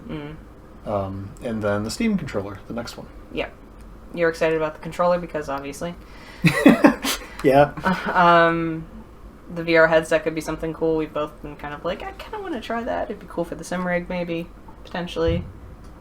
And then, the Steam machine being a good entry point for our friends that don't want to spend as much on a PC.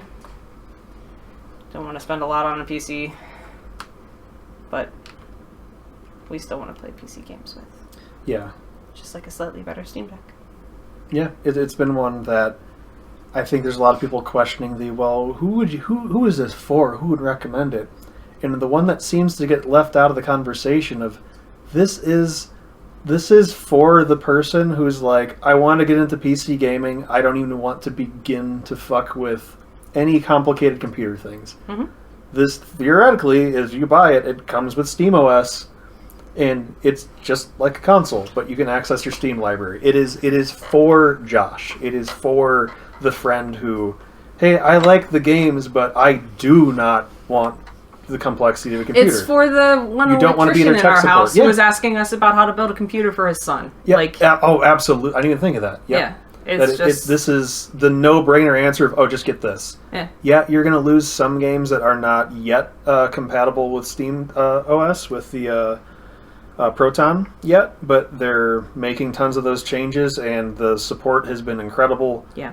It is such a good entry point, and for the people that flat out, I don't want to maintain another computer, but I could use one in my living room. Yeah. Just pick this. Like, I know you can stream stuff, but if you play anything that's reaction based, which is all I fucking play, it's unusable. Yeah.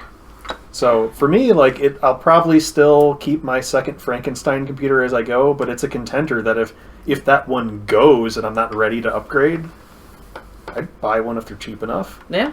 And So, yeah. I have a lot of... Valve is one of the few companies I actually have faith in as a company. Yeah. So I genuinely believe they will keep it as cheap as they can. Yep. I mean, we'll see what that looks like. Yeah. But at the same time, like, Josh is still texting me periodically, like, dude, I'm pumped to just be able to play PC games again soon. Like, he's on board. Yeah. No, I think It's reasonably priced at all. they just dropped that all one random day. It's just a Wednesday. It was just a random Wednesday. Here's 4 upcoming things for Steam. Oh yeah, and it's not the Steam machine; it's the Gabe Cube. The GameCube. Yeah. But it's really cool. Oh, long live Gaben. Yeah. Yeah, that's my number 1 positive catch-all. Jumping on that a little more because it didn't make mine. Because I'm like, well, I don't want to put it in the honorable mentions. I want to mention the ones I want, and it's not a game, but it's easily the most anticipated anything in next year. Yeah. But I think the Steam frame, I'm someone that I fall on my face if I'm standing up and try to do VR. I tried doing a racing game and broke out sweating and almost threw up on the first turn in Gran Turismo at a friend's house. So it's a baby steps of, hey, I think that Walking Dead Sinners and whatever the fuck, Saints and Sinners looks really cool. It's a poke my head in there, and as Sarah mentioned, I am obsessed with controllers. Yeah.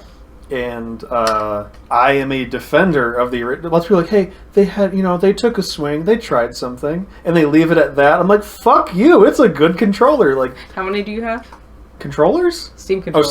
Steam. I think I have 2. I have 2. It was just mainly, hey, if this goes. Right. No. You have to, if you really like a controller, you have your main one you actually use and then the backup. And this is one of, it's discontinued. Like, and it's not even like, it's a cool ergonomic thing of an Xbox controller. Like, this has weird touchpads that you can do stuff you can't. You can pull up cool radial menus. So, like, there's flat out games that, for a while, I still think, as of right now, with a controller, if a like Diablo style game comes out or came out previously and didn't have controller support, this still making that the right touchpad a mouse region is still the best way to play, and I will die on that hill. But yeah, it's I'm excited for the second one. I think it's a great middle ground that I think the touchpads are extremely useful and critical when you need them, but I do use them less. So I think They're moving those down to the center. They're moving them down below, so you can get to them, but they're a little awkward to get to. But for most games, you don't need them. Yeah. And the main thing here is the Steam controller doesn't have a right analog stick. Yeah. And that's its glaring omission. Yep. But yeah, pumped for it. Very pumped. Absolutely. Love to see it. That was your number 1, right? Yep. Well, that changes directly into mine. That my number 1 was, goddamn, this was a good year for controllers. Yeah. So, going off that, my lovely wife got me a Razer Wolverine V3 8K Tournament Edition, if that's not Tournament words. Edition. Meaning that Tournament Edition means I think you save like $80 and it doesn't have a wireless feature, and I'm not even sure if the wireless one has Rumble, but mine doesn't have Rumble either, which I don't miss personally. I always turn it off. I fucking hate it. It's the only spot where it came in is there's these like grappling hook things that to know they're there, if they're not on screen, the controller would vibrate. And playing Clair Obscur with that, I was like, where the fuck do I go? I'm like, like this one doesn't have Rumble. But it's so infrequently used or not used in meaningful ways that I don't miss it. Yeah. But that one's really cool. It's got all micro switch everything. It's my first time having a button that has no membrane, a traditional gamepad that has no membrane buttons and is just micro switches. And I think on the whole, it's pretty damn good.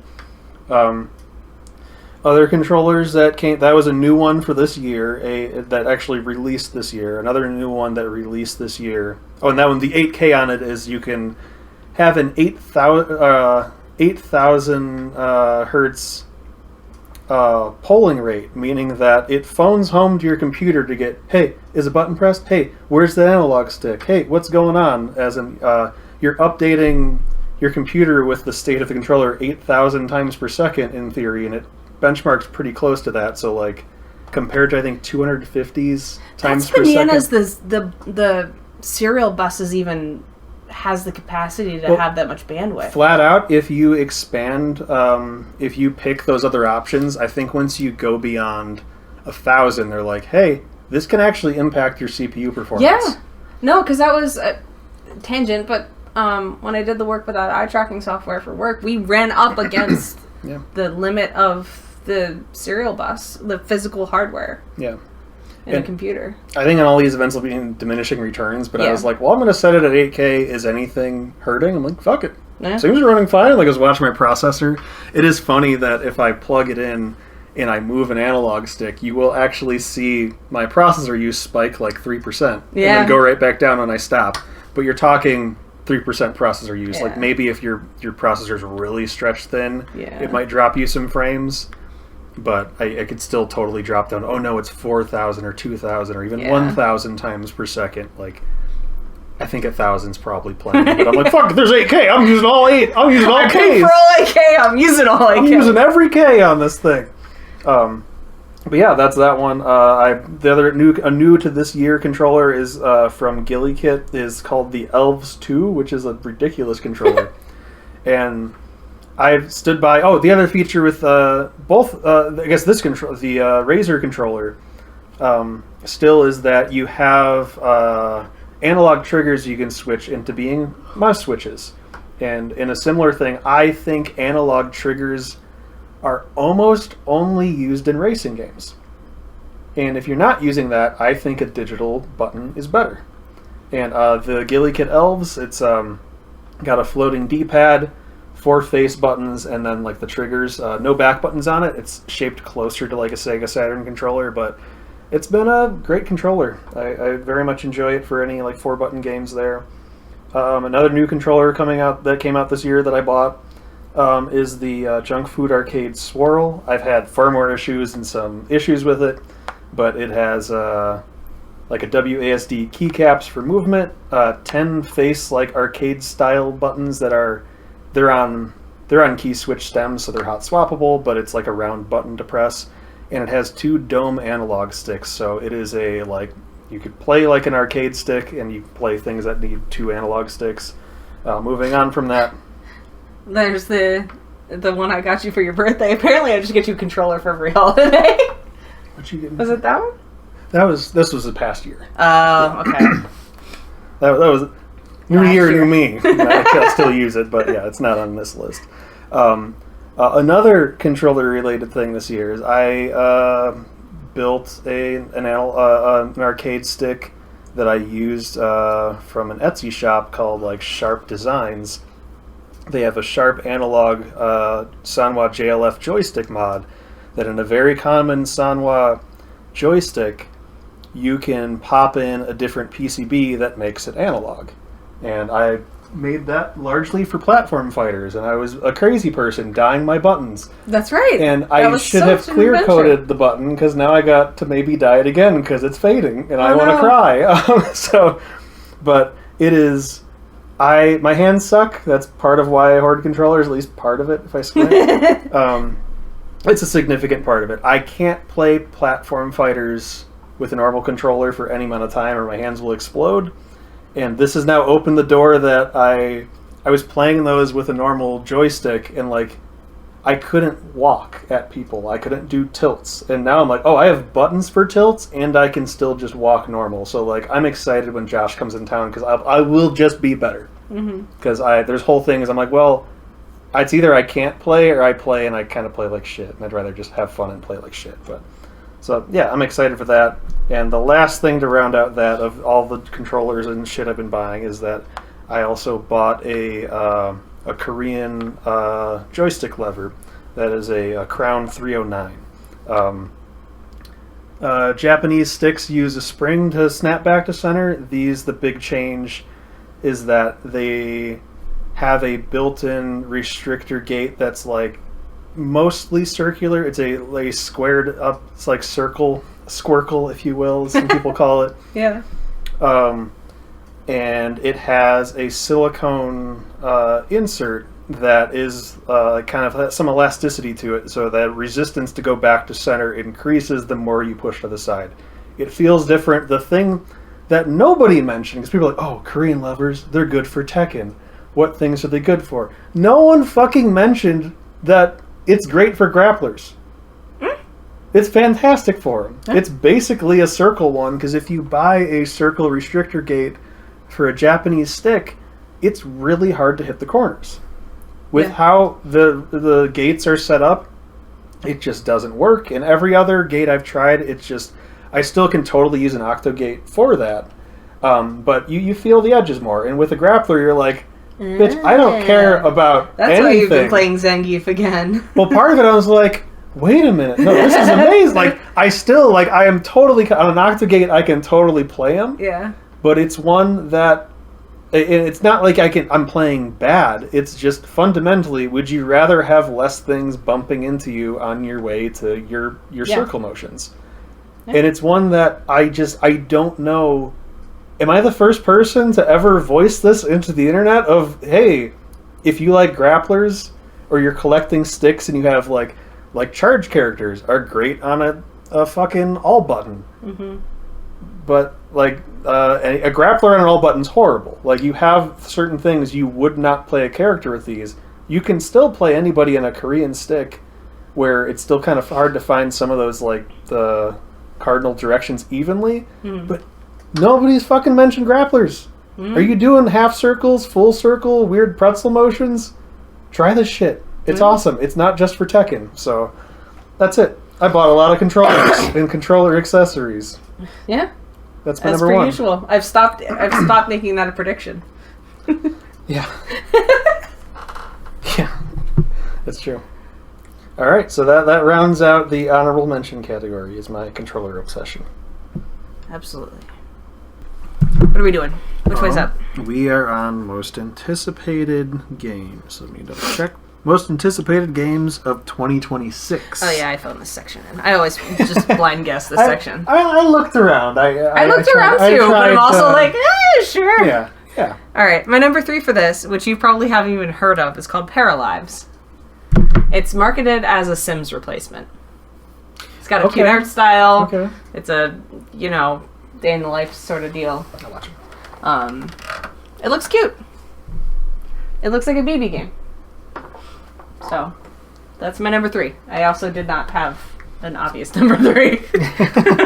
So that was your number 3. Yeah, that was fun a little bit. I'm realizing that I had other games I've been looking forward to. There's some that feel a bit more like known commodities, like one that flat out doesn't make my list. 1 second. All I want for New Year's is a cat with nipples still intact. Please don't lick them off, Dale. He really is fighting me on that one. I feel like, brief moment to address my relationship with Resident Evil at this point. I'll play them, and sometimes, hey, that was pretty good. But like, they're all over the place lately, and like, some are great, some are not so great, some are like, but all but 6 are all for mainline entries. All but 6 are playable. Mm-hmm. But it didn't make my list. Some other things went past it. Okay, we're just gonna... He's moving around. We're good. He's moving around. Okay, good. Our cat is licking himself. He has issues where he'll obsessively lick himself bloody. So he's moving around. He's moving, so that's good. But my number 3, which mine's... my number 3 most anticipated game of 2026 is an indie title that I played a demo for, and I think early access is out, but I'm waiting for the 1.0. It's called It Has My Face. That sounds awful. I hate it. The whole premise of I think we've talked about this. I just hate the title itself. I hate it. There's no context in which that's not awful. The premise, it's very like polygon type things going on. And the whole premise is you spawn in as a different looking person and you have a mirror and you can find different weapons. And you're in some area with tons of people walking around and you can see what you look like. So you'll be like, okay, I'm wearing an orange shirt. I've got pink hair. This is what's my eyes. Like, what are the characteristics you can find on yourself? And you're trying to find your doppelganger and kill them before they kill you. I still hate it. Oh, it's unsettling because the game has built-in like modifiers that'll pop up where every once in a while you might have a psychotic break and everyone looks like you for 10 seconds. And there's spots where you're like, fuck, and you're just hiding in a bathroom and you're like, wait, that's not you, right? That's not you. And someone walks you a little too fast and you kill them. I was gonna say it's fun. Yeah, or like everyone's staring at you. Just things to just like they you. have things like that, and it's just there's some other like grander sci-fi plot going on, but like I played the demo, I'm like, this is fucking cool, and fun. it's a pretty cheap budget thing. I would highly recommend looking into it if you like any like horror things, but the like spawning and be like, oh, this person, like, wait, did I have gray pants? And you're like, and kill it. I think it was right. No, it wasn't right. Okay. Damn it. Like it is, and every once in a while they get you first. Yeah. Or you get a bad weapon and you're like, oh no, I killed everyone. Mm-hmm. But it has my face, number 3. Number 2 for me is one that is not confirmed for 2026, but I'm hoping. Okay. Yeah. Grounded 2. Still in early access. Yeah, that was one that if I was positive it was coming out, I would include it as a no-brainer number 1. It doesn't really have a date. Yeah. To be out of early access. It went into early access this year, I think. But as we've mentioned, we don't really touch early access games. Only Act 1's out. Yeah.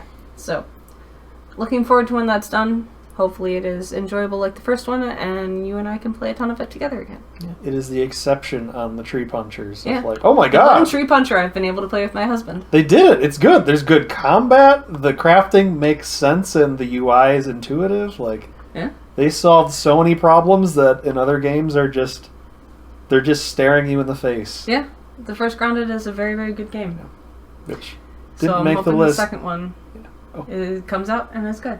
Yeah.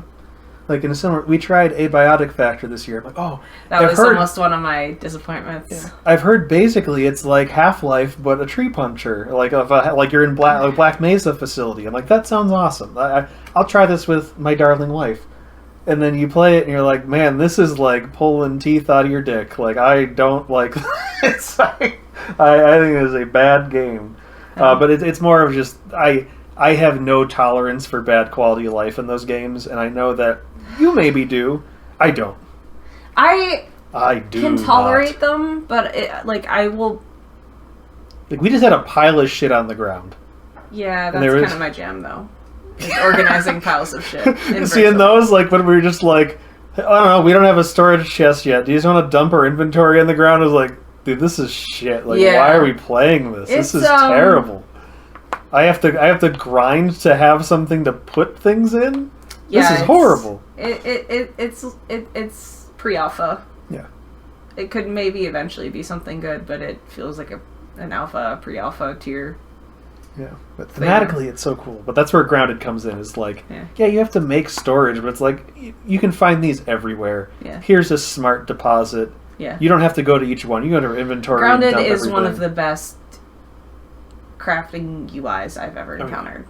As a UI UX person for my job, and as a video game player who plays lots of crafting games, it is one of the best UIs. Unilaterally, it's very rare that those games actually consider how people are going to use the interface. They just have an interface and you have to use it. Yeah. Grounded, I feel like, was actually built around, like, how are people going to use this? Let's make it easy. The one other thing I realized is something I'm never willing to go back on after trying Grounded, that I will uninstall your game and say it's a piece of shit if it's one of these, is, do I have storage containers with the right materials within 10 feet of me? If I can't just craft the fucking thing, if I have to find each cupboard, this isn't like cooking in real life. Oh shit, fuck, I guess I need more sugar, that's in the back. Just let me press the fucking button and bake the cake. Like, If you make me go into each cupboard and remind which... The other thing is, if you play with this woman right here, she just reorganizes shit. And in Grounded, it doesn't matter. It's nearby, craft it. Boom. I'll have you know that my organization skills in these games are highly requested. But you change and Molly and her friends were waiting for me to come play Palworld with them to organize their chests. As a human in real life and in some I don't disagree with you, but... As a human who sometimes is just looking for something in real life or in a game, and it just got reorganized and is not where you left it, it's frustrating. And that a game that in real life you'll have that in whatever, it's a conversation we should have had and didn't. And wait, what do you mean we have other cough suppressant? Oh, it's in my purse. Just kidding. It's in Pittsburgh. That was a different thing. I took it with me to go on the trip. That was a different issue. You get the idea. But in a video game, I would just go, I have a cough. Let's press the craft the no cough button. And it should just do it. I don't need to go talk to my wife of, hey, where'd you put the thing? Yeah. I can't find the fucking goo gone. Did you move it? Like, it's... Just don't make me ever do that. I will uninstall your piece of shit game in a heartbeat over that. Yeah, that's something that does not need to be... There's no reason for that to... They just do like a universal chest. You can maybe... Yeah. And it's, fuck it, who cares? Yeah, that's one that's dumped. And I think should be left in the past. Yeah, I stand by that. I think you should craft an instance of any universal chest, and it holds literally everything. I think making individual storage containers is fucking stupid. I don't mind the individual storage containers. It's better when I don't have to go in them. From things, it should be craft from every... Yeah. Absolutely. Sort into all the chests nearby, and craft from all the chests nearby. Should be universal. Agreed. So yeah, Grounded 2, it's great. I hope it's good. Yeah. I hope... all they have to... like, it seems... Once again, every once in a while you get Rift of the Necrodancer, and I'm like, there's no way that isn't Game of the Year when it comes out. Yeah. Something else that has to come along and eat its fucking lunch, or it has to do a handstand and shit in its own mouth. Like, I don't know how else... Such a way with words, I do, that's why you're with me. I don't know how else it could not be number one. So yeah, Grounded 2. Yeah. Hell of a pick. So long as it doesn't shit in its own mouth. While doing a handstand. How else would you do it? You could roll on your back, maybe. Yeah. Like a candlestick pose, maybe? Yeah. Alright, so my number 2 most anticipated game, Hard Pivot, of 2026, is another... This one's more actual horror than, like, it's horror adjacent and sci-fi. It's called, I believe, Tenebris Somnia. It is, I believe, made by an Argentinian developer team. Okay. The cool things with it is one of the people working on it, it's not like the lead person from what I can tell of there's a horror movie out there called it's where or when. Wow, am I drawing a blank? Let me look that up. Hold please. It's so good I bought it twice. I had it right in my head. There's a Argentinian horror movie called When Evil Lurks that I think that is up there for one of my favorite horror movies to come out in the past 10 years easily, as far as like number one spot. And someone who worked on the visual effects side of that, like doing the practical effects stuff for that, is also working on this game. And where that comes in is it's split between like pretty not quite Atari, but like pixel art, like lower fidelity, like pixel art gameplay mixed with live action cutscenes. And it's one I almost want to show you so you grasp it real quick while I'm talking about this. So one sec. Go to my wish list.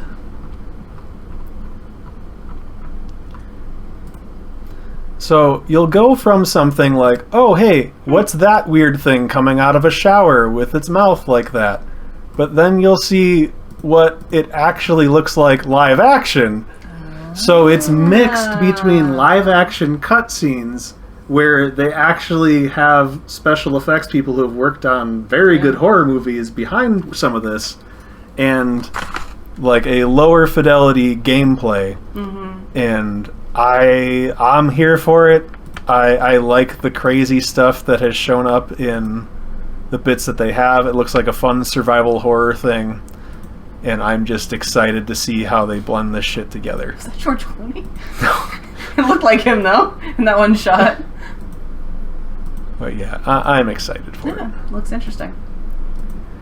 Very, very cool, and I think it's there's another game, top of my fucking At Dead of Night is another one that did a similar thing that I need to play, that has some live action and not live action mixed in. Okay. But that other one being, I'm like, oh shit, now it's got people that have worked on stuff I also like, not saying he's the head person, but he's one of many who helped bring that to life, so... that, Tenebris Somnia, that's my number 2. Alright, my number 1 most anticipated is Contentious. It is Assetto Corsa Evo. It has horrible reviews right now. It's in early access. It could be an entirely massive flop, but given Assetto Corsa itself is one of my favorite racing sim games, I have hope. We'll see. It could be awful. That's all I got. Okay. New racing game. Could be good. Yep. Could be bad. Who knows? I'm going to have to pick up a kitty here. Yep. Oh, Betty. My number 1 most anticipated game of 2026, going off my, recent confirmation that, hey, Souls-likes are pretty fucking awesome. Or can be. Is Mortal Shell 2. That I liked the first one. I thought it had some kind of cool ideas. You could phase between, everything okay? Okay. You could phase between, kind of going entirely solid to negate damage that came in mid-combo. So, you could kind of chain your attacks that way. You could find different, bodies of warriors and pick them, and you would play entirely different. And I thought that was cool, but where 2 comes in, 2's trailer starts, and already you're like, is this Lords of the Fallen? Where is it going here? Scoot back just in case if you talk. Oh no, you're good. Is this Lords of the Fallen or something? Because it's it's super dark and looking all fucked up with all this demonic shit everywhere. And then the soundtrack starts, and you're like, is that Behemoth? The metal band Behemoth? And I was like, oh. And then it gets into it, and you're like, this is fucking awesome. I'm never going to shed that I am the, give me the 2000s gritty everything. That's just who I am. I'm a 2000s edgelord, and I will never get away from it. I don't know what to do about it. You've accepted yourself. Every once in a while, you have to. And it's ones of look, I just give me the gross, dark, everyone's all fucked up and shitty. Yeah. And give me that. And give me this, in the trailer, it looks like it has an interesting mix. Souls-likes are Souls-likes, and I still think there's so much you don't know till you play it. I thought the first one had a lot of the goods, but just was pretty stripped down and was a good first effort at it. This looks like bigger, badder, crazier looking enemies, grosser looking enemies. You have an emphasis on medieval firearm type things. There's guns and shit in it. There's crazy executions going on, and the whole time Behemoth's just belting over all this shit, and you're like, this is fucking awesome. So I'm very interested where that goes, and out of the ones that I feel like I've wanted Lords of the Fallen to kind of step into that for this kind of darker take on what Dark Souls already is in its own right, but of the let's dial the fucked up side of this way up. Yeah. And see where it goes. That I'm excited to see where Mortal Shell 2 comes in. So yeah, that's that one. Cool. Alright, so this is pretty much end of the line at this point for the named stuff. The one thing we're going to touch on, but not reintroduce, we would do gaming predictions for hey, let's make some predictions about what the next year in gaming is going to look like. But it just we started this in 2020, and it's just been nonstop just depression, the category. Yeah. It's like, oh, here's all the things we hoped would happen. Right. None of them happened. Or it's the, like I'll go first on mine as a good example of, I have it as 2025 Gaming Predictions Retrospective. Last year for this, too depressing. Go dig up last year's predictions so we can talk through what you predicted correctly, partially, correctly, or incorrectly, or whatever. My only one, as I was feeling pretty beat down from the past year of like, oh my god, like, nothing's good, right? Like that's kind of, at least in gaming, like, you'll have, wow, hey, the product was good, but the industry's terrible, and like acquiring the hardware's difficult, and like, I don't know what positive, like, oh yeah, maybe I'll buy a VR headset. Yeah. But paired with that is like, the prediction would be like, I don't know, I guess the Steam frame launches at $8,000 because RAM prices. Right. But my only prediction, which was my depressive throw up my hands, I don't know, let's pick this, was a bunch more layoffs and studio closures. Well, I got it. That was a correct prediction. But that's why we're not doing this anymore. It was just depressing. There was no joy to be found here. And that's just sad. Mine weren't all bad, but none of them. It wasn't positive because they didn't come true. The positive ones. So mine were new Nintendo hardware, for real this time. Yeah, we got it. We did. Yeah. Oh, okay. The Switch 2. Oh yeah. I bought it. That's right. I played some stuff on it. Okay. None of the things on it made a podium. Yep. Not even the hardware, but it's there. I even had quote Switch 2 because their naming stuff sucks, so I predicted the name. There you go. New GPUs aren't going to be worth it. Manifesting since I just upgraded. Yeah, that generation wasn't great. I mean, I bought this generation because I have struggled with Unreal 5 games a lot. Yeah. But, yeah.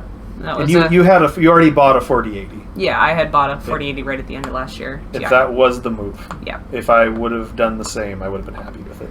And the other thing is a miracle, but did not happen. Ubisoft files for bankruptcy. I thought they just delayed more financials. Like, hey, maybe don't enter that yet. Hey, nobody buy stock for a second. Like, I think they're trying to sell.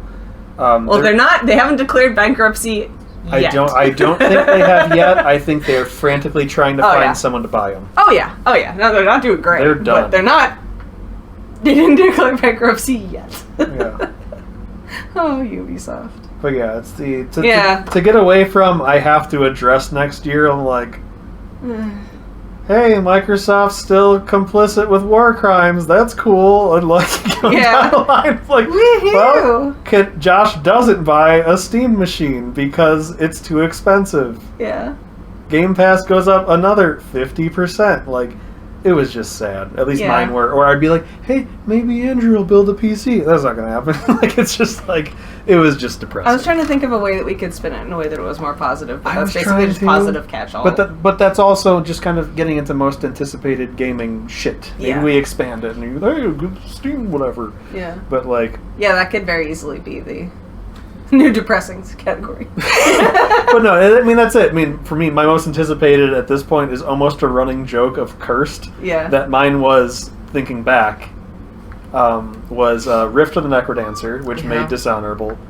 Doom the Dark Ages, Dishonorable. And Ninja Gaiden Ragebound, which was just okay. So if I put you on the list, you're not making a podium. This is like the Madden curse. Like, you're about to fuck right up. Or at least, it'll be okay. It's middling. It's a positive review with a lot of caveats on Steam, because I still review things obsessively. Yeah. Okay. My most anticipated from last year, number one was Rift of the Necrodancer.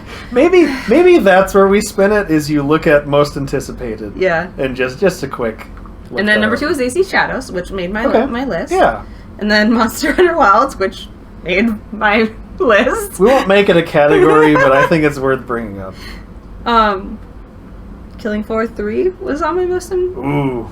That totally biffed it, and everyone hates it. Yeah. And then A Set of Chords to Evo. Evo still has not released, so we're doing great. Yeah. And like we said earlier, everything I had already bought, everything I bought in this year, like I was shooting over 50, I would say under like 30% from the line for like something that I would give like a 70 or higher if I'm giving it a loose number scale thing. Yeah. It's been a rough year. Yeah. Okay, I mean, you know, it's there. Yep. So yeah. Yeah. That's a lot of it. Do you have any things of the close ones or any other fun gaming or anything? You got into Pal World again. Yeah, 100 hours in it since beginning of December. 11, like, just in one day last week. To be fair, no, I love the game running. Listen, every time you put it on the game, if you have Discord on, it'll play like, "Do you want to invite people to this game?" And it'll show the people you have played recently. You're not the drunkest in the room? Is that what you're saying? Hold on. And that's yes, what you're saying. That's what I'm saying. But also, Molly's like, it's like, hasn't played in 2 days. Last marathon, 12 hours. So, yeah. Molly is what I would use as a frame of reference for totally normal gaming behavior. We have very similar gaming behavior, so yeah, that tracks. But it's been fun. Yeah. I like playing stuff with my sister. I think everyone's kind of done with it though. Gotcha. I don't have a lot to do. They hard level cap you. Which, I mean, a lot of games do. Yeah. It's kind of a bummer. Yeah. I'm trying to think of other things. This was a year I got my first Street Fighter 6 character up to Master Rank, and that was cool. That's I got exciting. Mai up to there. I'm on my way with Geef right now. The game's still fun. Some games that didn't quite make the list that I thought were pretty cool. Like, there's still a beat 'em up. Absolum has been fun, chipping away at that with Chris. Peak was...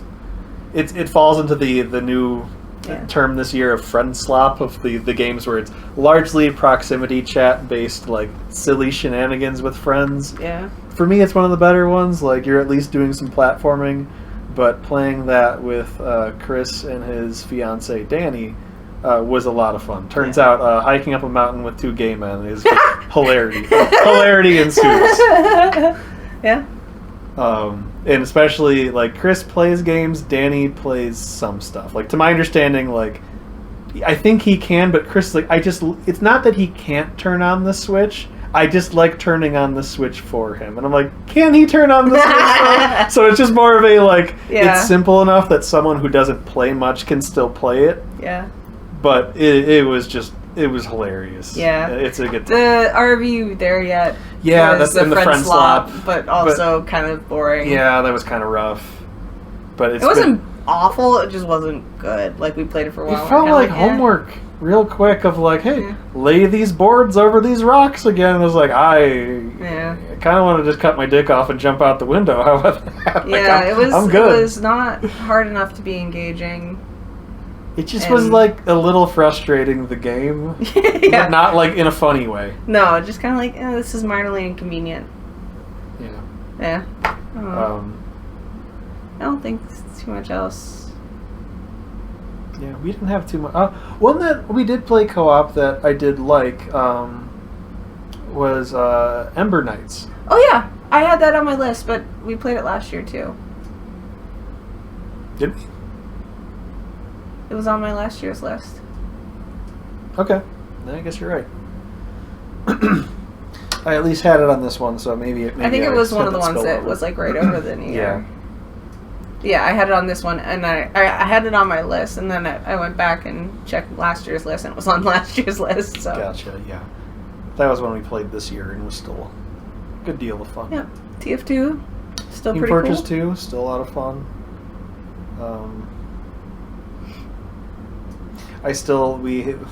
My TF2 outfit that I'm still most proud of, I got like God. Jesus Christ. It's a pyro one that I forget what it's called. Like, I forget if it's tied to the lollipop or something, but you have just a tongue coming out of a toothless mouth where the pyro's like front of his mask should be. And I have that with googly eyes and a old white man's skin, like someone skinned someone's face, like a skin leather mask. face. Yeah.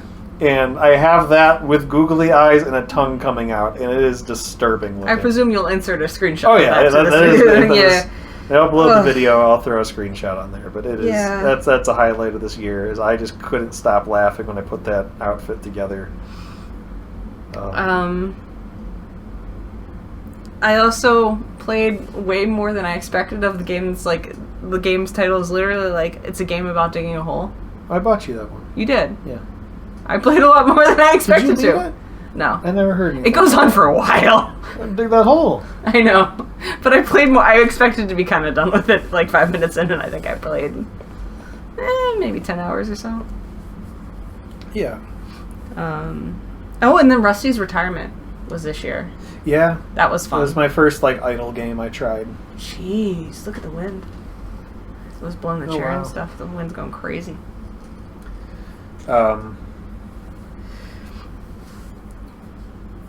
Yeah. Another honorable mention that's gaming adjacent. We have a generator now. And it just worked, and Nate got to finish Clair Obscura. Yeah. Or at least make Clair good Obscura. progress on it, while the rest of our block didn't have power. We lost power for like 18 hours that we would have lost. And on that one, this power supply it's on doesn't code over correctly. I'm not worried about losing power and losing this 2 hour plus recording. Let's cut off Cool. here. Bye. Bye.